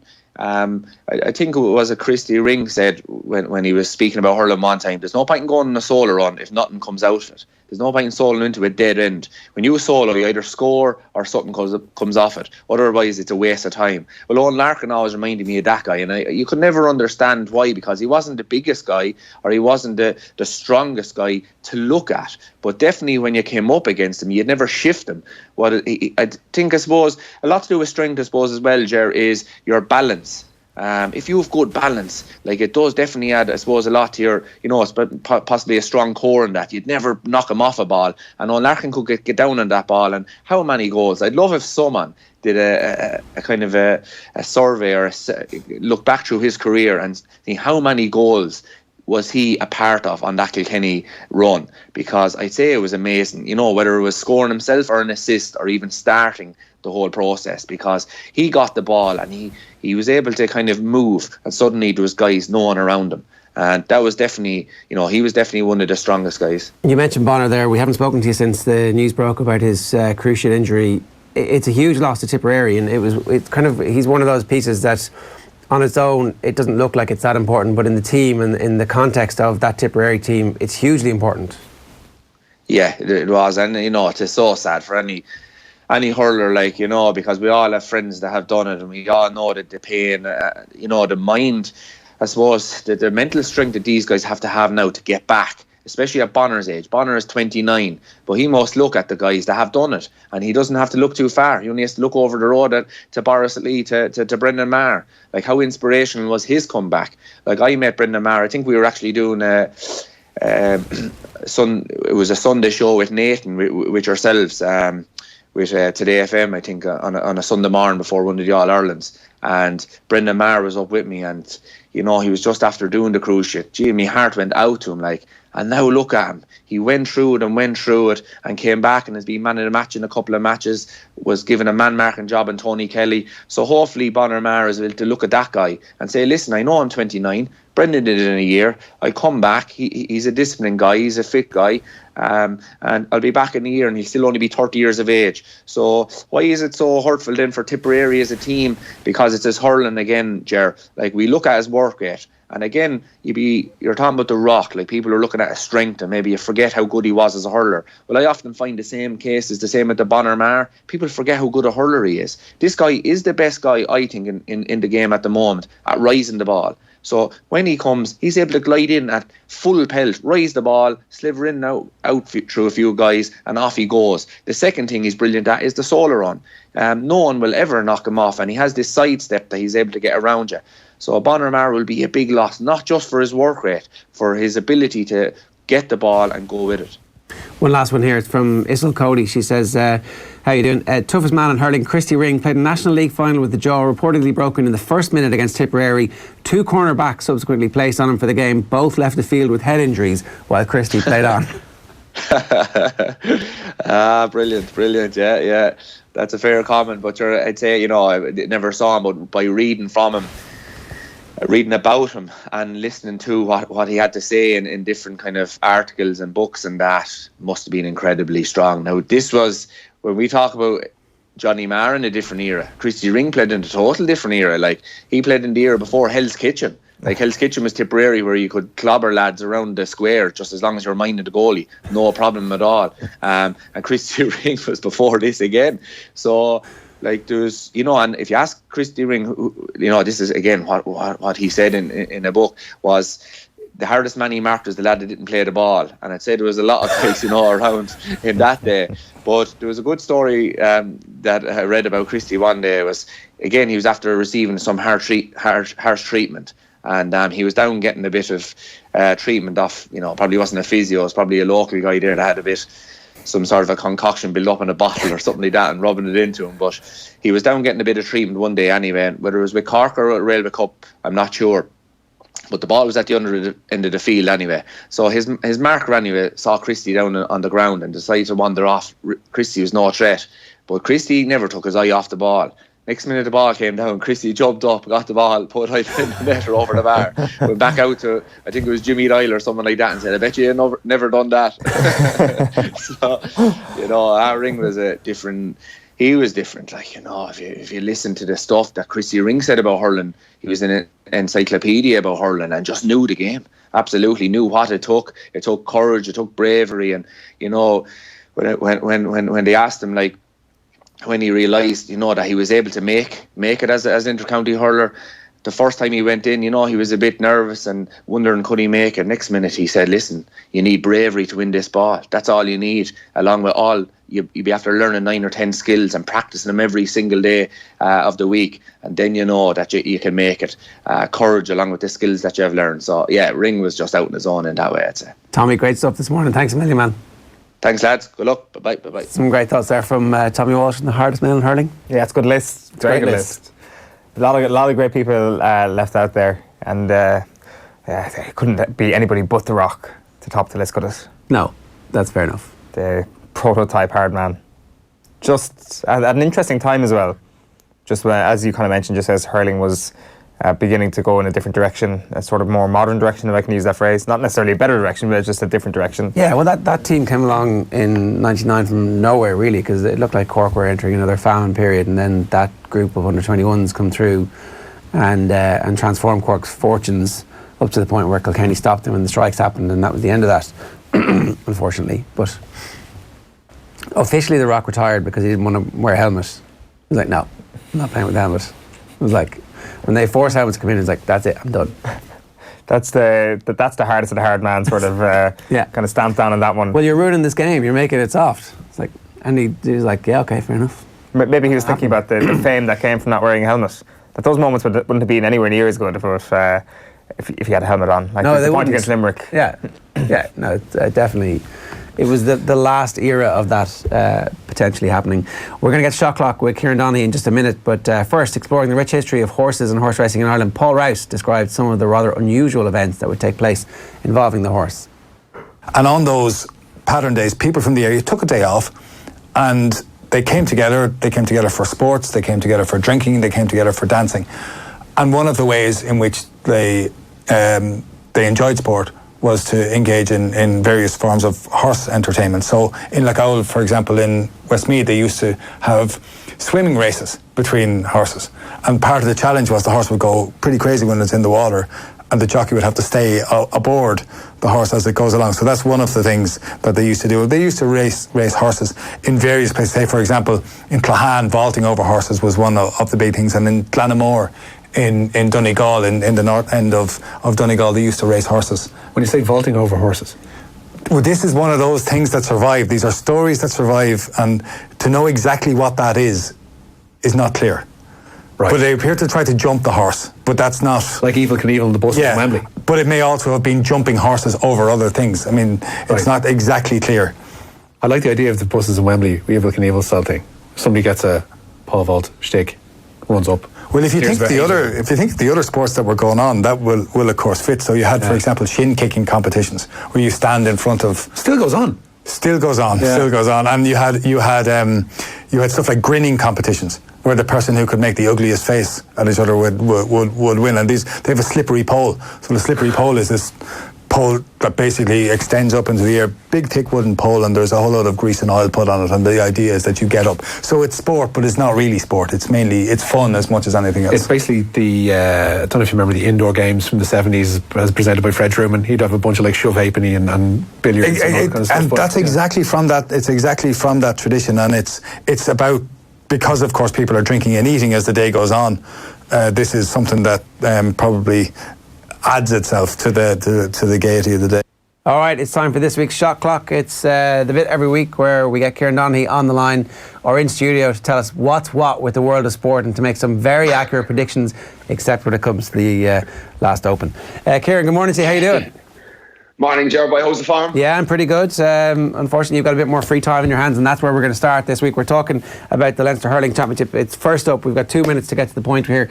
In fairness, the Leinster Hurling Championship has been absolutely sensational. You were involved with the Galway Hurlers this year, so you come out on just the wrong side of one of the most dramatic days that's happened in GAA, really, that I can ever imagine. Yeah, it was obviously, look, it was tough from the Galway point of view. But like, just we talked so much last year about the Munster Hurling Championship, and Tipperary put on a few good shows this year. But the Leinster Hurling Championship has been unbelievable. Like, it's been some roller coaster of a journey for, I would say, a Wexford fan. To draw 3 games, to draw against Dublin, draw against Kilkenny, and then draw against Galway. Draws are hard in hurling because there's so many scores, but like for the fans of Davy Fitz, and even for Davy Fitz's ticker, it's putting serious pressure on the fans going to support the Wexford boys. And the Galway Kilkenny game below in Nolan Park was absolutely epic, electric atmosphere. The Dublin Galway game, Dublin were outstanding in Parnell Park, and just the atmosphere at these games, and like we even talk about it in the football championship reform, that you're trying to get bigger crowds into more suitable venues, and these were epic encounters. You put that Dublin and Galway game into Croke Park with a big, huge, wide open spaces, and Galway probably get the win, but because the space is there's more space in Croke Park, there's less of an atmosphere, where it was real partisan stuff there the last day. But yeah, an unbelievable Leinster Hurling Championship, and sets up the All-Ireland series. Sets up the All-Ireland series now for all teams that have gone through. Yeah, but from my own point of view, obviously, the Galway boys were very unlucky in the end, really, when you think about it, because coming off the pitch, we were through. And just as we were getting to the dressing room, obviously that Wexford free put us out. But they'll feel tough having gone down, beating Kilkenny in Nolan Park and won at home, and that draw with Wexford. It's tough. But look, to fight with 4 teams and 5 points, and really exciting stuff. Yeah, it was really exciting stuff. I think the point you made there shouldn't get lost about the venues. That if we think about things and go, well, what size crowd is going to be at this game, and put it in a suitable venue, the game itself gets better. It's not just about facilitating the crowd, it's about the environment, and the experience for everybody gets better. We need to stop using Croke Park for most of the games that we use Croke Park for. 100%, yeah. Just exactly what you said. Just look at what crowd we think we're going to get and bring it to a venue that's suitable, and you'll have a great atmosphere. And once you have a great atmosphere, players rise their game always, and you'll get better games. And for the people that go, they're having a better experience. Kids are kind of blown away by an experience like the last day. I'm sure every young Dublin hurling fan would have been blown away by Parnell Park last Saturday night. Okay, where are we going next? We're going to just the story there yesterday. I just thought it's a great story. The Mayo manager there, Peter Leahy, for the ladies team, they've first of all, I'm absolutely shocked that the ladies don't get mileage for travelling to training. I don't know what's that about. That has to be a greater thing that's looked at overall by the GAA. I can't believe that some of them are paying their own train journeys, paying their own mileage down. But, you know, I just thought it was brilliant by Mayo and brilliant by top-5 to kind of get in behind the ladies team of the county. And just something that, I just wanted to kind of get it out there and see what the story is in other counties and what other ladies teams are doing, because it seems mad to me how all the men get paid mileage to come from Dublin to train, but the ladies don't. It was something that kind of I just took actually for granted. Like Peter Leahy, the manager from Mayo, he thought coming into this setup that obviously it'd be the same, but it wasn't. So just there's an overall message there. But, you know, great for the Mayo girls, but what about the other girls around what about the other women around the country that are doing all this travelling, representing their county, taking time out, training as hard as anybody does to represent their county, and having to pay themselves for it. Yeah, and at the moment, of course, we know the GAA and the LGFA and the Camogie Association are all separate bodies. They've got a memorandum of understanding urging each other forward to join up at some point. But if they did join up, then suddenly the mileage issue would have to be sorted out by the GPA and the LGPA coming together and saying, well, whatever the income is for TV rights, we want that to be equally shared amongst the men and the women. Would the men be up for that? Well, like there's no being up for it. It's just I can't see how you can expect somebody to do a lot of travelling. Like, you do it right, of course you do it. Like, it doesn't cost that much, Ger. Like, if you carpool everybody and you get people together, and you know, it's not like every single person. And we used to do that with Kerry. We'd carpool to sessions to save the county board mileage. So this isn't about players getting money for mileage. This is about trying to make it as feasible for the county board as possible. Well, you're missing the trick there, Kieran. The way the journalists do it is they carpool and everybody gets the mileage. All right, okay. That's a good one for me to learn since I'm off the ball now, Ger. Am I a journalist? Absolutely.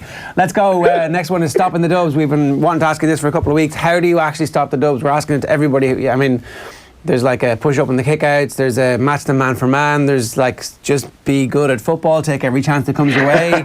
What is it? Is it prayer? Is it devotion? How do you stop the dubs?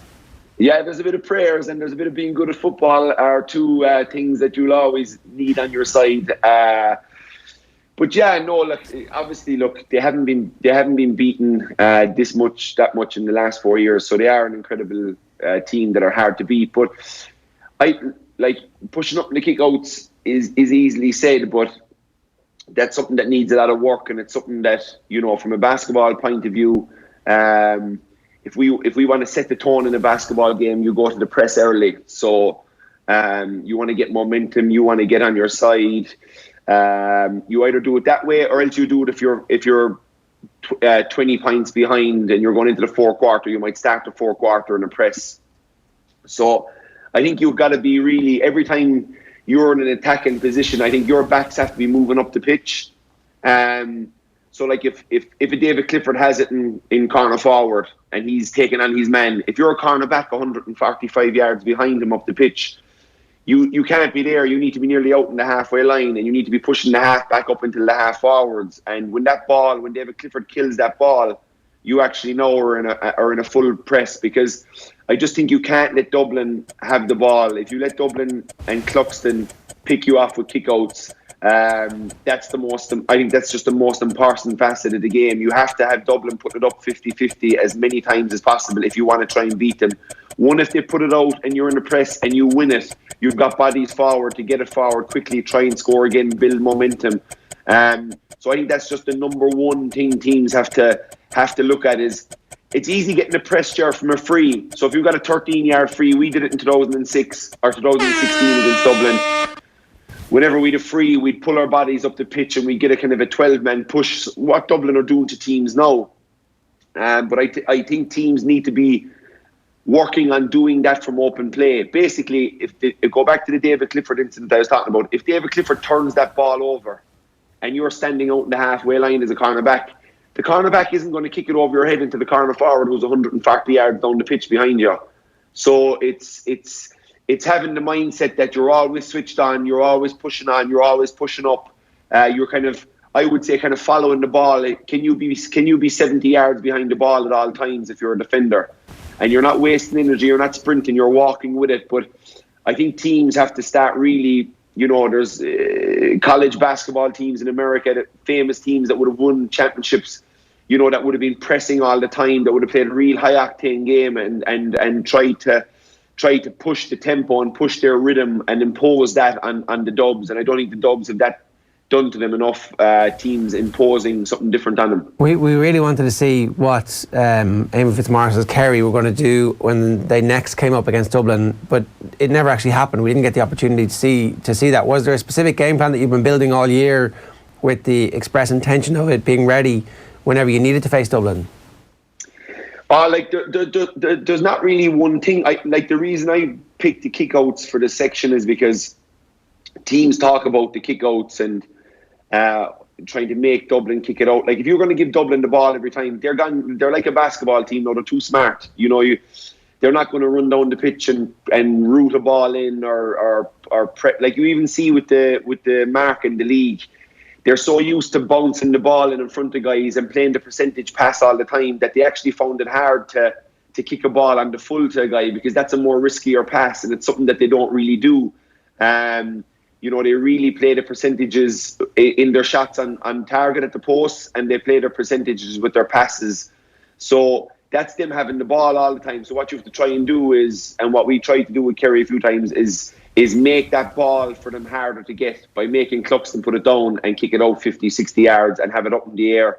And of course, they've got great midfielders in Macaulay and Fenton and James McCarthy and Brian Howard and all these guys.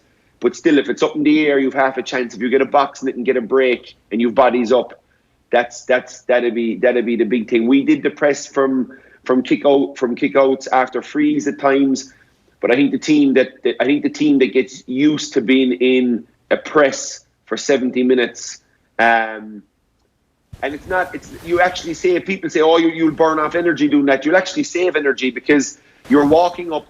All the defenders are following the ball. If the ball is up in the half forward line, the defenders are starting to go. If it goes into the full forward line, they're out. They get out. They walk out to the middle of the field.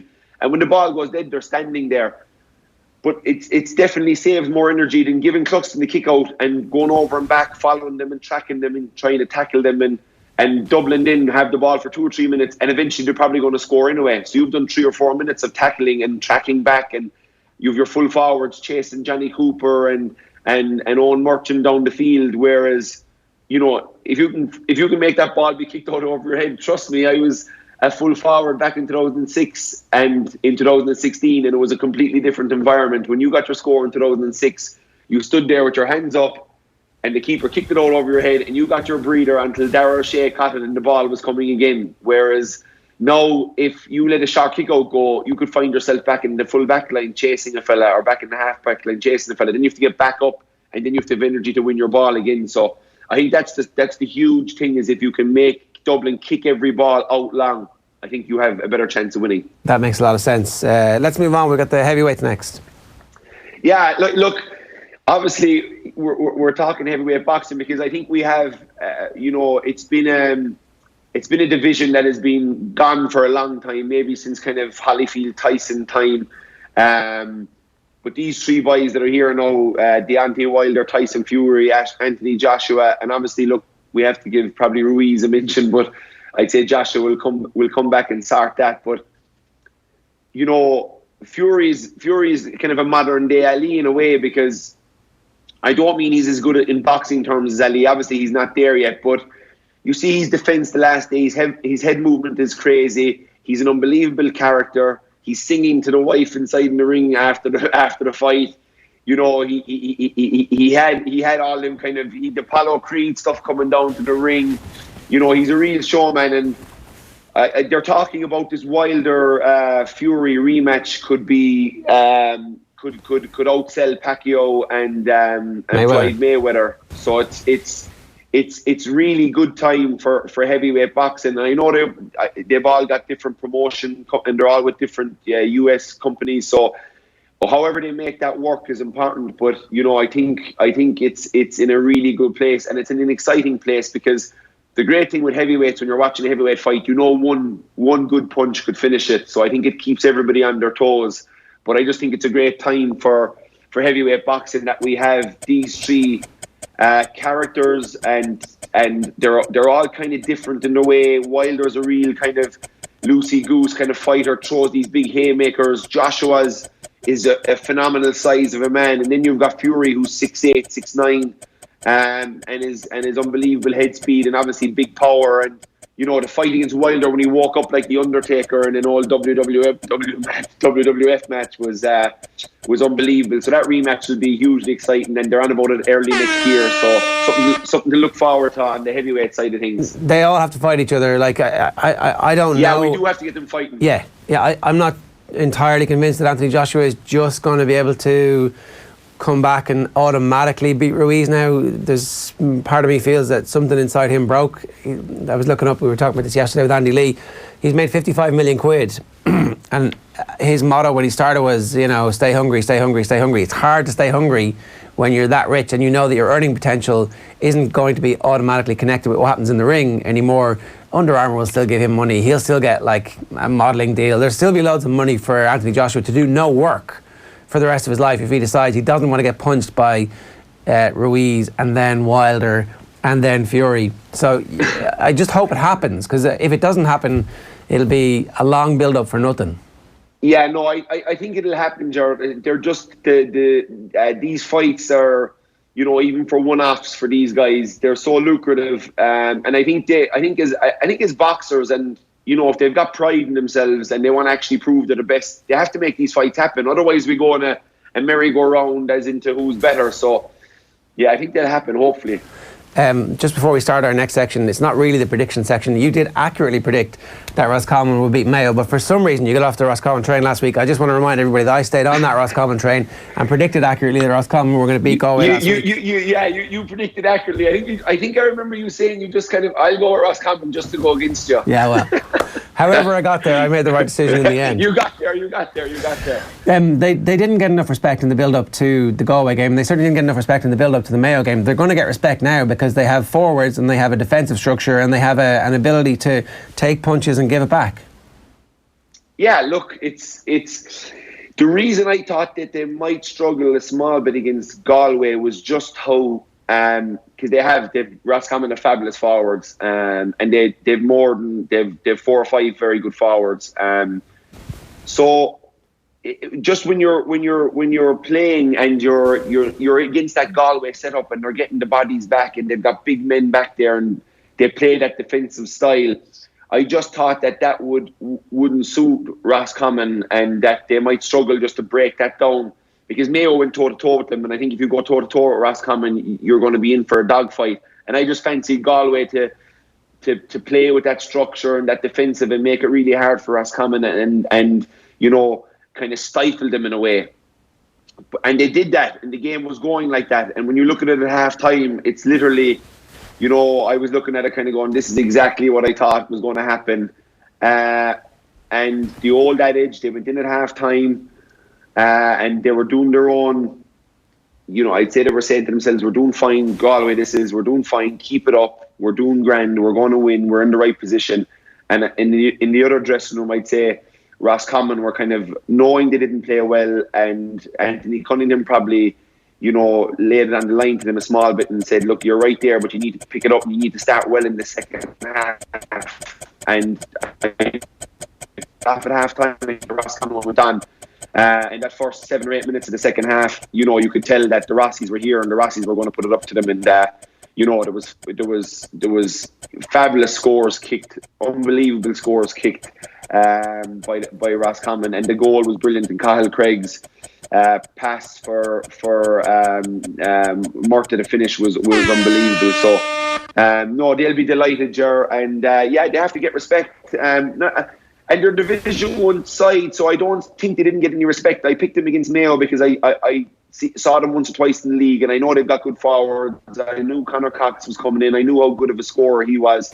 And I just thought Mayo played them man-to-man. And the only reason I went with Galway is I thought they'd kind of stifle them out, but it didn't work, and fair play to the Rossies. Well, you mentioned Connor Cox. We've got him on the line there. He was one of the ones kicking beautiful scores last week. Connor, good morning to you. How you doing? Good morning, lads. How are you getting on? Not too bad. Thanks very much for taking the call. Morning, Connor. So, Kieran, we want to talk to Connor about loads of different things, but maybe a bit of the backstory first. How does a Kerry man end up kicking beautiful points off both feet for Roscommon? Will I let Kieran answer that one, or will I go at it? Or? No, you go at it there, Mike, because I know nothing about picking No, I suppose, yeah, my father is he's from Roscommon. He's a Mad Rossi. I suppose he was always living in Roscommon over the I suppose last number of years, really. And I suppose he was always on to me, would I come up and give it a go, and this and that. And I suppose I always felt to myself that, it's not something that can really happen like that. I kind of felt that if it ever was to happen, I would have to, get the transfer and play well up there with the club, and I suppose eventually, maybe hopefully, get into training with Roscommon. And I suppose from there, then it would be even tougher ask, because you'd be marking very good players in training and all that. But I suppose the way it has happened, it's been unbelievable, really, over the last few months. So I couldn't be happier at the minute now, to be honest. And Connor, we were inside in trainings with Kerry, and you were kind of unlucky, I suppose, at the time where the corner forward position was so strong. How did you, in them days when you were in there training, what was your feeling coming out? What was your feeling going in? Were you fully confident you could make it, or was it something that you were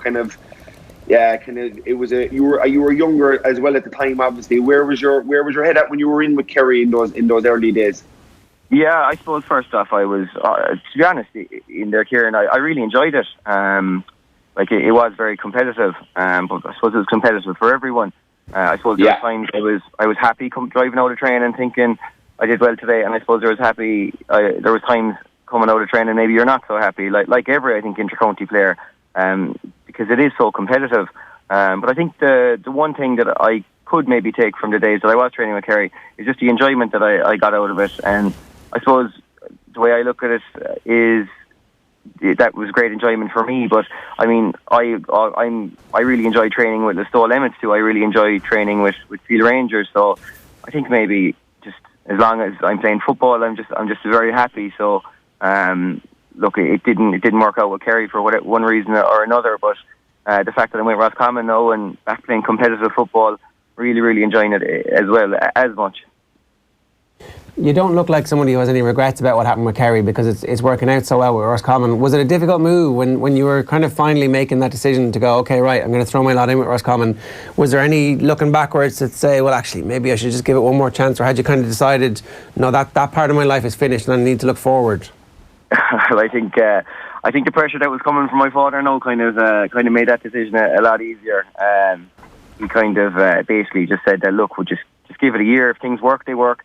And if they don't, they don't. But look, I suppose when you want to look back in maybe 10 years' time, when you're finished playing football, that you don't want to have any regrets. And I suppose I did really take that on board too, because football is, I know it's kind of cliche, but I suppose when you take it as serious as inter-county footballers do, and the way the game has gone, that you more or less are kind of dedicating, they say, the best years of your life to it. So I suppose the way I was just thinking, I don't want any regrets. I get great enjoyment out of playing football. It's a massive part of my life. So that was a big thing, really. I just didn't want to have looking back and having a regret of maybe what could have happened or what might have happened. I didn't really want to be looking back on that, and I suppose having negative thoughts in a few years' time, And how quickly do you kind of end up in the county setup, and how quickly do you start feeling comfortable there and that you might actually be able to make the team? Yeah, well, in fairness to the lads, they're a great group of lads. I would have known a few before I ever went in. I would have known Enda Smith and Niall Daly, a small bit just through colleges. I would have been in UCC now with Niall, and I actually would have got on great with him while I was there. I suppose, but since the first day I walked into training, obviously I was nervous. I suppose a small bit apprehensive too at the same time, but the lads, they all welcomed me very, very well, and it's kind of like I know them for years now, not just months. So it was fairly straightforward, because the group themselves are just a sound bunch of lads, and I suppose that makes a great help too, A lot of pressure in those early training sessions, I can only imagine, where you're trying to prove yourself, you're coming. Yeah. What were they like? I think the big thing for me was really the fitness. I think things happen so fast. I probably didn't have enough time that I wanted to maybe get in better shape going in. So I think that was my main concern for the first few weeks anyway. Jesus, I must get the fitness up here. So I had enough of things to be worrying about with that than to be concerned about anything else, to be honest. And sometimes that's no harm to be just, if you're worrying about fitness, because fitness is something that you can get, Conor, obviously by being drilled around the pitch in a few sessions. You'll get your fitness back. But just your point kicking, since you've gone in there, the league was sensational. You had unbelievable scores in the league game. Just for even any young listeners listening, Conor, you're one of the best kickers in the country. How much did you practice when you were young? Because we see all these young kids now, they're on their phones and we're trying to get them out kicking. How much practice did you put into that part of your game without giving a kind of cliche answer? Was it something that you said to yourself, I must get down every week and do kicking, I must get extra sessions? Did you do stuff before or after trainings, or did you get your own sessions in, or what? Yeah, look, I suppose without sounding too cliche, I know they say just practice, but I think, Kieran, you know yourself, I think that's really what it is. There was days there when I would have been younger. I suppose social media wasn't really around at the time. Maybe it was just coming in, and you could make up so many excuses, maybe not to go down to the pitch, but it was something that I really, really enjoyed. I would be fairly competitive in all aspects of my life, and the one thing that I hated doing as a young boy playing a game was kicking a wide. I don't know what it was. I just absolutely hated it. So there would have been a few games there I would have maybe, I suppose, in club games played poor and kicked a few bad wides. And the first thing in my mind would have been, even during the game, say, you know yourself, when playing them games in your younger, games go against you and you could lose by 10 or 15 points or whatever. So I probably would have had it in my own mind as soon as this whistle blows, now I'm going straight down to the sports field, this evening, and I'm going for a few kicks. So I just think, obviously, if young listeners, if you want to take anything, you need to practice. I think anybody would tell you that, but I just think I have that competitive streak in me too, that I just really did not like kicking wide. So I just wanted to go down to the sports field and go to the same position I would have kicked wide in the game and had 10 or 15 shots there and that, so just really, I suppose, look, without sounding too cliche, but it's practice, and it is just all is practice. How much room is there? Go on, Ger. I was just interested. I read Colin Keyes' piece yesterday about the switch and the parentage rule for intercounty players, and obviously you're an example, Conor, of how it's worked unbelievably well. But maybe for other fellas that are in counties where they're not getting a look in, or they're not getting a break, and they are good enough as you are, you're the perfect example of how it works. But would you encourage guys that are maybe in a county that they're from and that they can't get in, and maybe they have a parent from another county, that they could say, well, look, that county football experience is a great buzz and I want to experience it? Would you be encouraging them to go explore that? And what are the pitfalls that could have, what's the worst case scenario that could have happened to you versus what has happened to you winning the Connacht Championship and being man in the match in the two big games? They're the two flip sides. But I guess for guys that are thinking about making the switch, what would your advice be? Yeah, I suppose it's actually a very good point by you, Kieran, because obviously it all sounds great there, what you just said, but I mean, that's only kind of a small part of the story. The amount of hard work that somebody has to put in to be in intercounty football first of all, I don't think there's much point making a massive decision like that if kind of you're not prepared to put in the work. To be fair, before I did it, I was willing to sacrifice, the next few years of my life to make it. And I to be honest, I didn't think it was going to happen so fast like this. I was prepared to really knuckle down for the next 5 years to make it happen. So that's the big thing, really. I think it's like anything, really. If you're not prepared to maybe go full hog at it, full tilt, I wouldn't be encouraging it. But look, it is a great opportunity, the parentage rule. And I suppose before I even did the transfer, I probably didn't do enough research into it. There was a bit of a mess there with the club that I was meant to be joining in Roscommon, Éire Óg,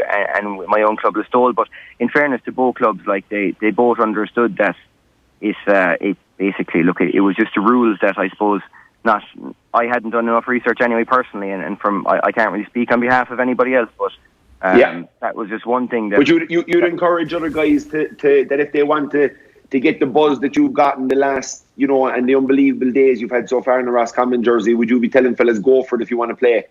Oh, definitely, yeah, 100%. Like, encourage whatever brings you happiness, go for it. And if you're willing to, I suppose, put yourself out there. And look, things mightn't have worked out for me, and I mightn't have got on the Roscommon team and Roscommon panel and all that. But look, it happened. But look, just have no regrets. And if you do want to play inter-county football, or if you want to be an inter-county footballer and you feel you're not getting a crack at the whip or whatever in your own county, go for it if the option's there. I would recommend.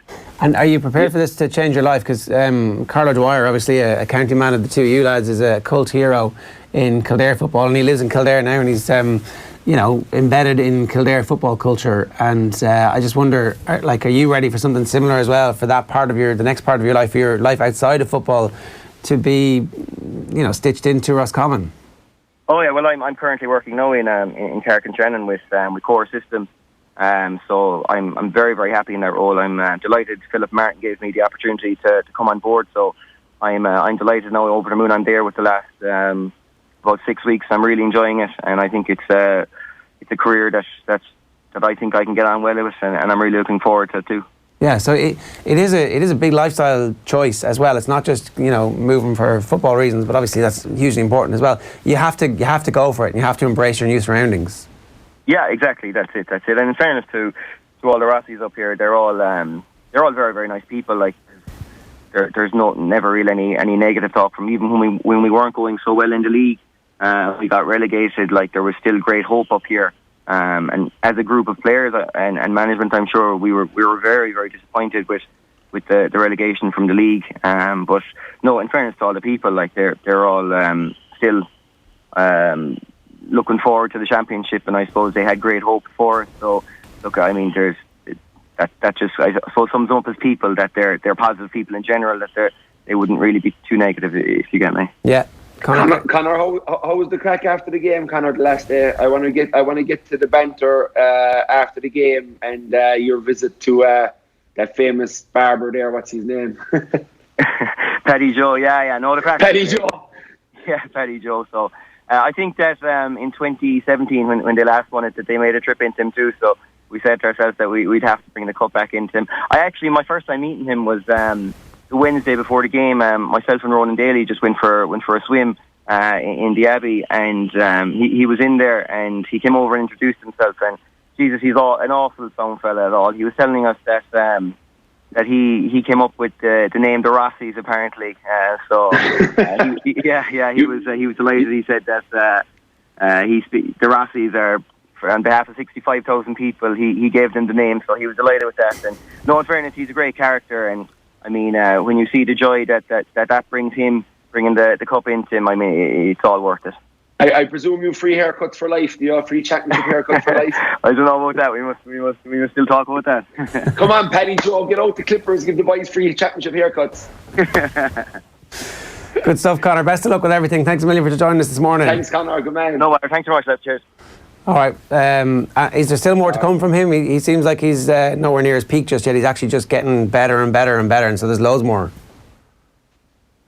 Yeah, he's a real confidence player, Ger, and I think that the point he kicked on the outside of the left boot the last day will be the score. I find it hard to see a better point being kicked this year, just even to have the balls to take it on, to be honest with you. But when you're that good and you put in the amount of practice he's had, and that's why we've coaches telling kids to get off these devices and get out and practice your kicking, because you just can't kick points like that if you're not practicing non-stop. So yeah, I think there's more to come from this guy, because I think he could light up Crow Park yet before the year is out. It's time for us to get into our predictions really quickly. No matter.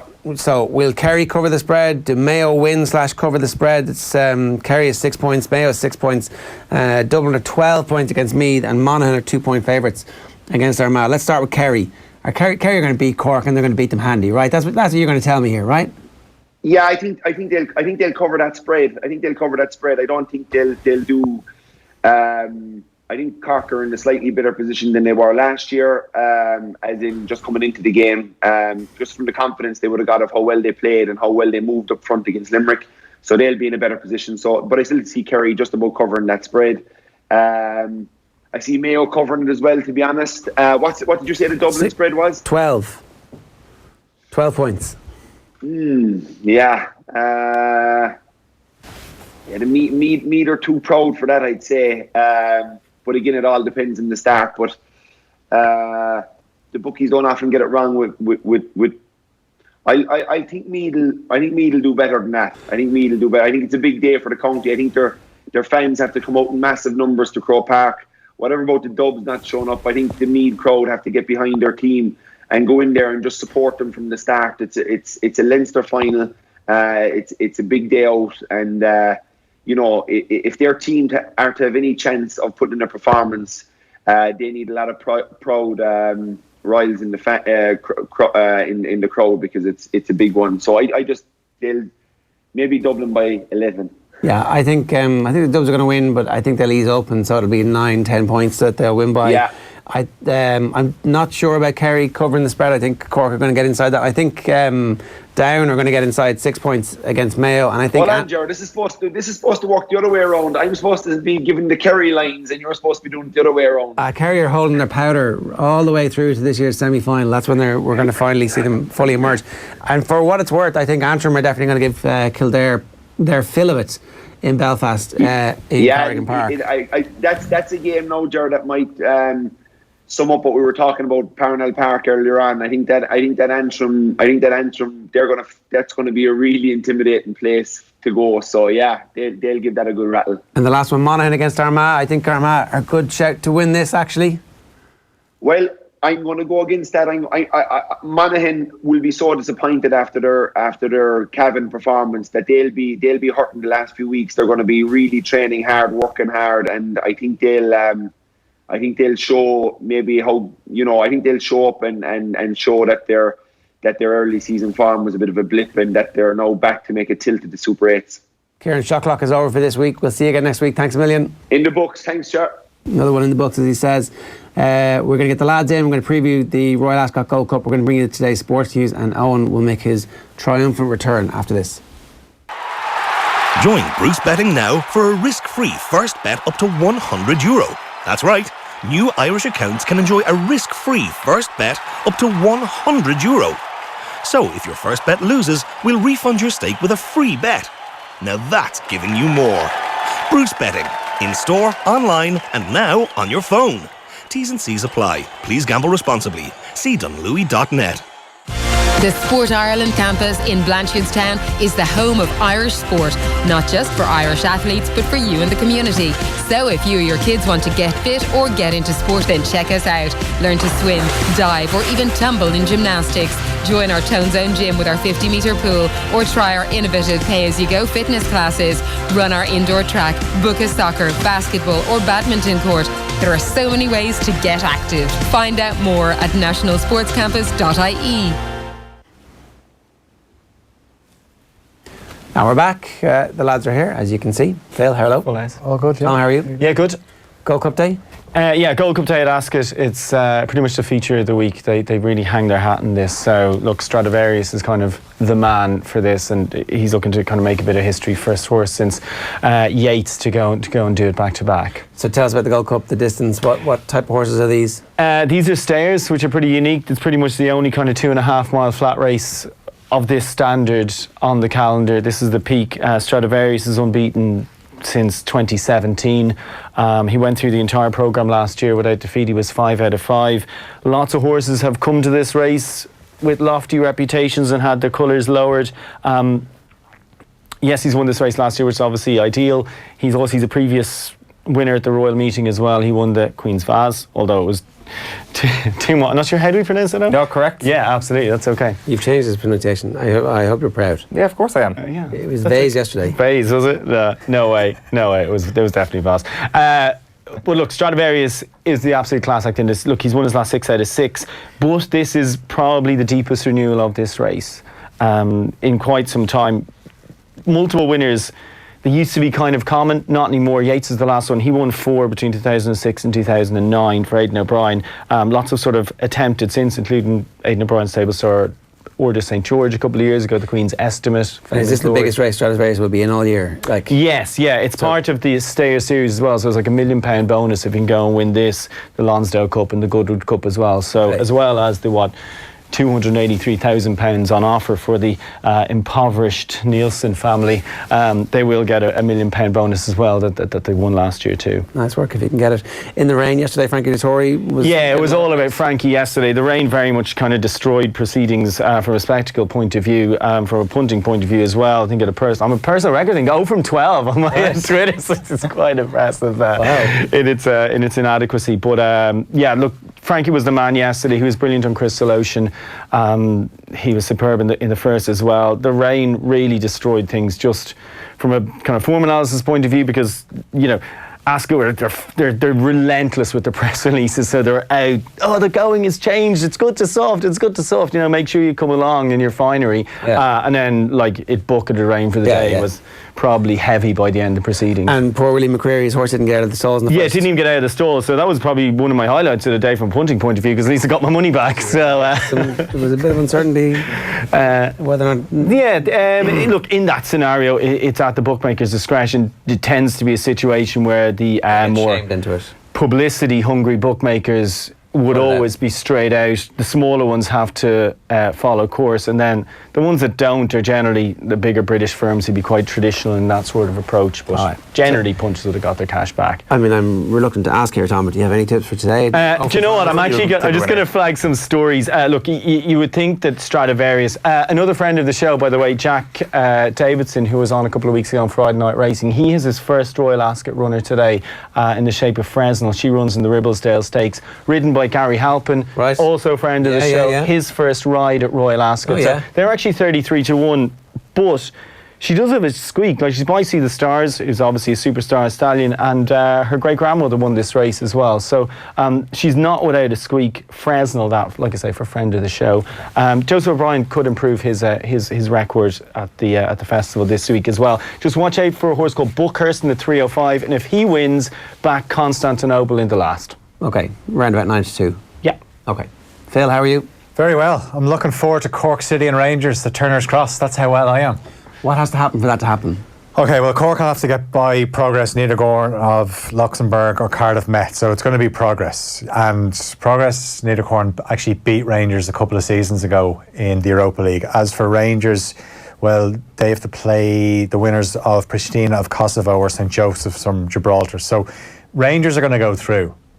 Cork, a bit tougher for them. But if it does happen, Cork want to play the home leg at Turner's Cross. Capacity is 7,000. You imagine that's going to come down for safety reasons. Think back to 1998, Shelburne and Rangers. Where was that game? Prenton Park in Tranmere. I can remember watching it on TV.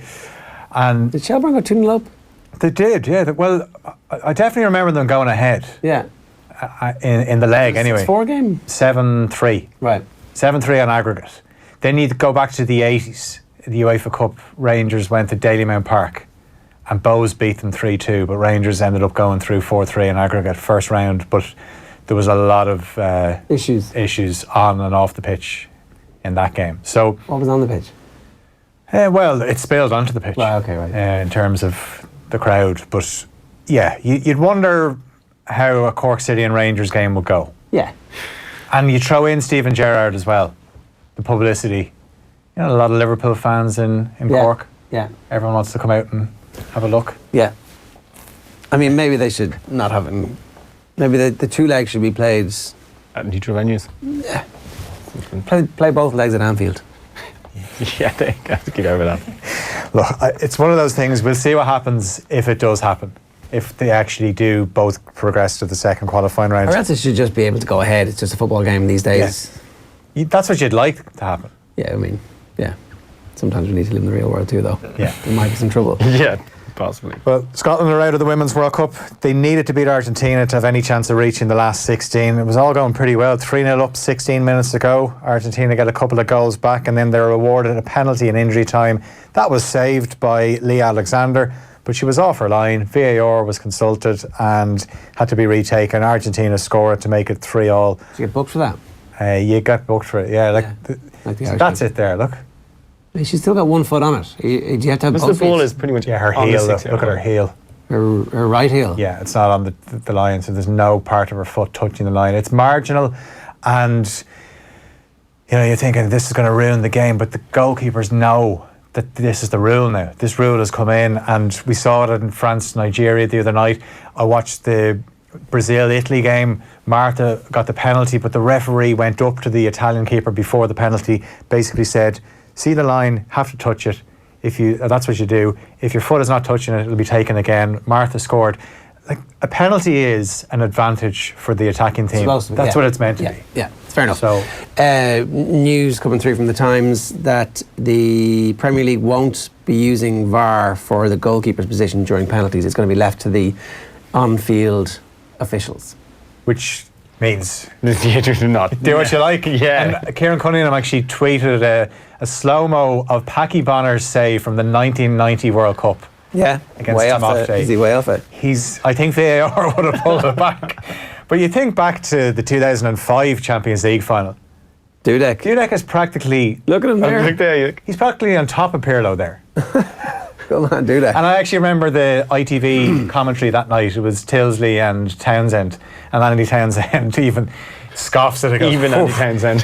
He said, he's got away with one there. So it's... they're trying to stamp it out, but if the Premier League aren't bringing it in, we're going to see a bit of it next season. Yeah. But only in England, though. I mean, it's mad that you'll have VAR and not use it for the thing that you need to use it for. Yeah, I'm really looking forward to a penalty shootout at the Women's World Cup. Could go on for 25 minutes.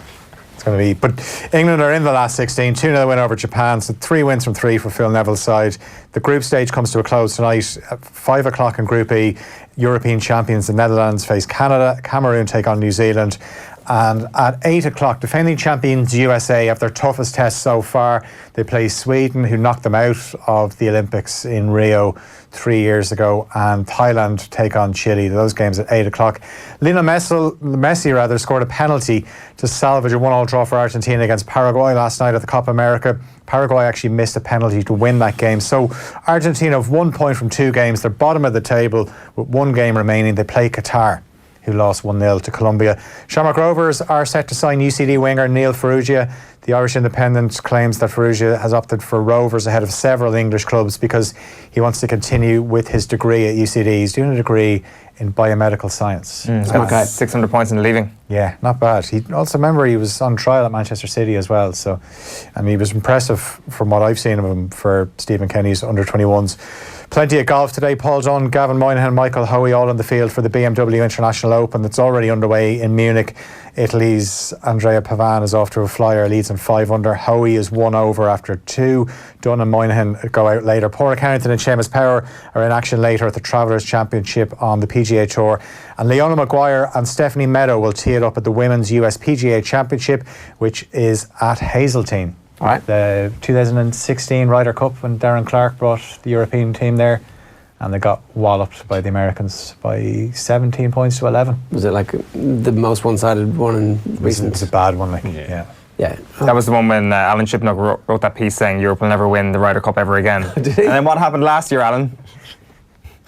All right, good stuff. Thanks, lads. Tonight on the radio, John Giles is in studio, and the Ulster final preview goes Full Metal Jacket. Enda McGinley and Brendan Devaney are going to be with you.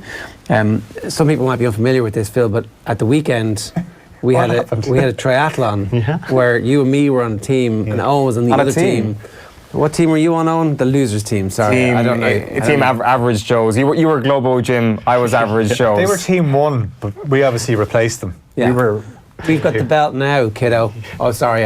Spoiler alert. Here's what happened. You really are Andy Ruiz. Have a look.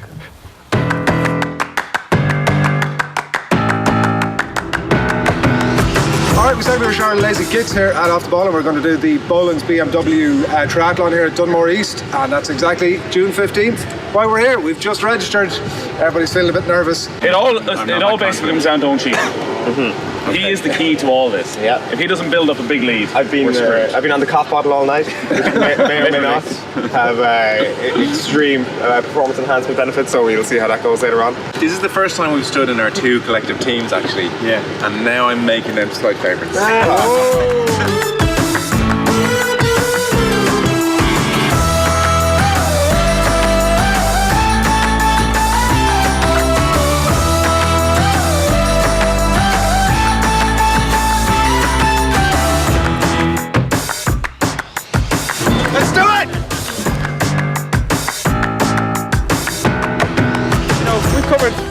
big sporting occasion, see people at the peak of their power, elite athletes.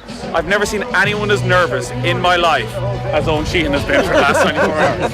I'm going to get beaten by a middle-aged man here today, and it's going to be severely damaging to my reputation, to my self-esteem, and I may never see anybody ever again after this. That is what's on the line here today.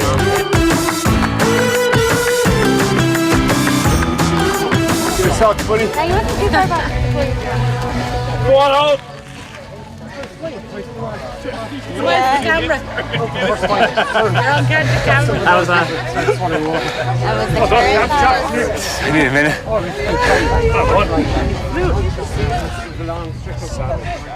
It was hard going out because you were against the wind and against the waves coming in. And the first buoy, I remember thinking, oh, I'm getting pretty close to it. It just went on forever. And then coming in was a bit easier. I was okay. The run was really tough. I felt much worse the second I got out of the water. When you're in the water, you've no choice but to kind of swim, because otherwise, And just when I got to the beach, it was like marathon runner jelly legs. 3 minute difference. Woo! That's enough. Look at the sighting was a tough that I was zigzagging. I was over here. Yeah. I started going with people that way. Yeah. Because when the waves come up, you can't see the buoy. Yeah. And then started going in the other way. So I was properly in the other way with some other people. To be honest, even out there, at no point did I feel the swim was going to get the better of me.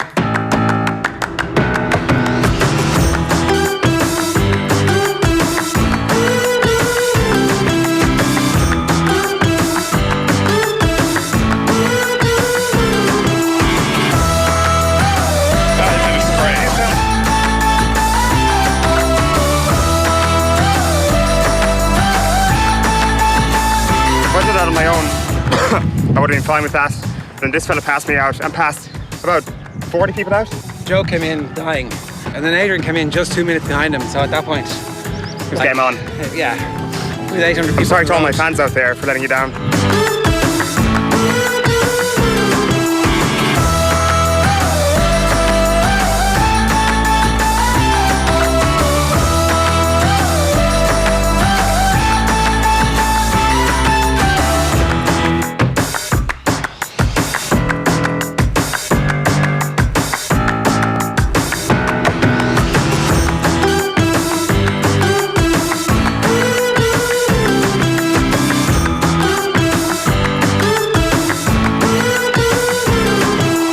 Well done, lads. Good performance. We overestimated Owen's ability massively. So would you hang on against them? Well, if I had something to hang on to, it would have been. We'll never know. The two lads got out of the water. Joe was 3 minutes up and Adrian. 3 minutes? So I really want to ask Nathan, what was he thinking when he saw Ger coming around the corner first?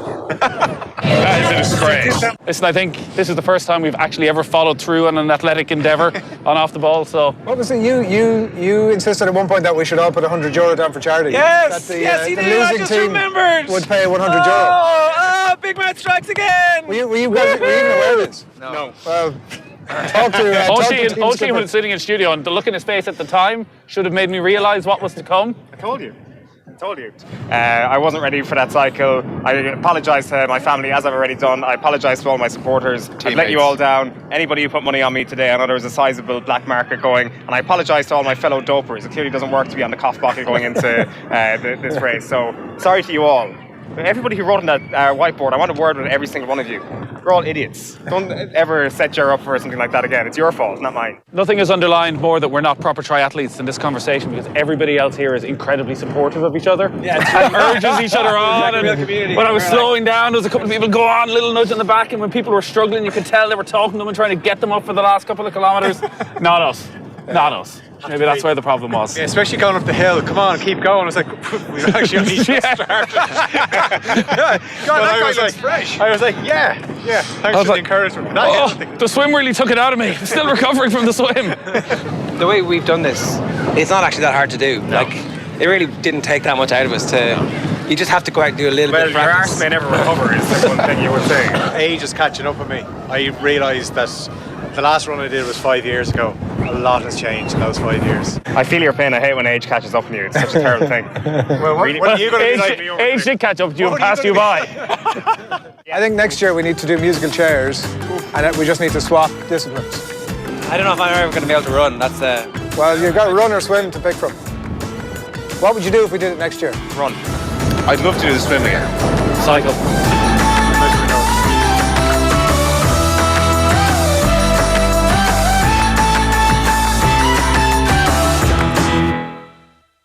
The Sport Ireland campus in Blanchardstown is the home of Irish sport, not just for Irish athletes, but for you and the community. So if you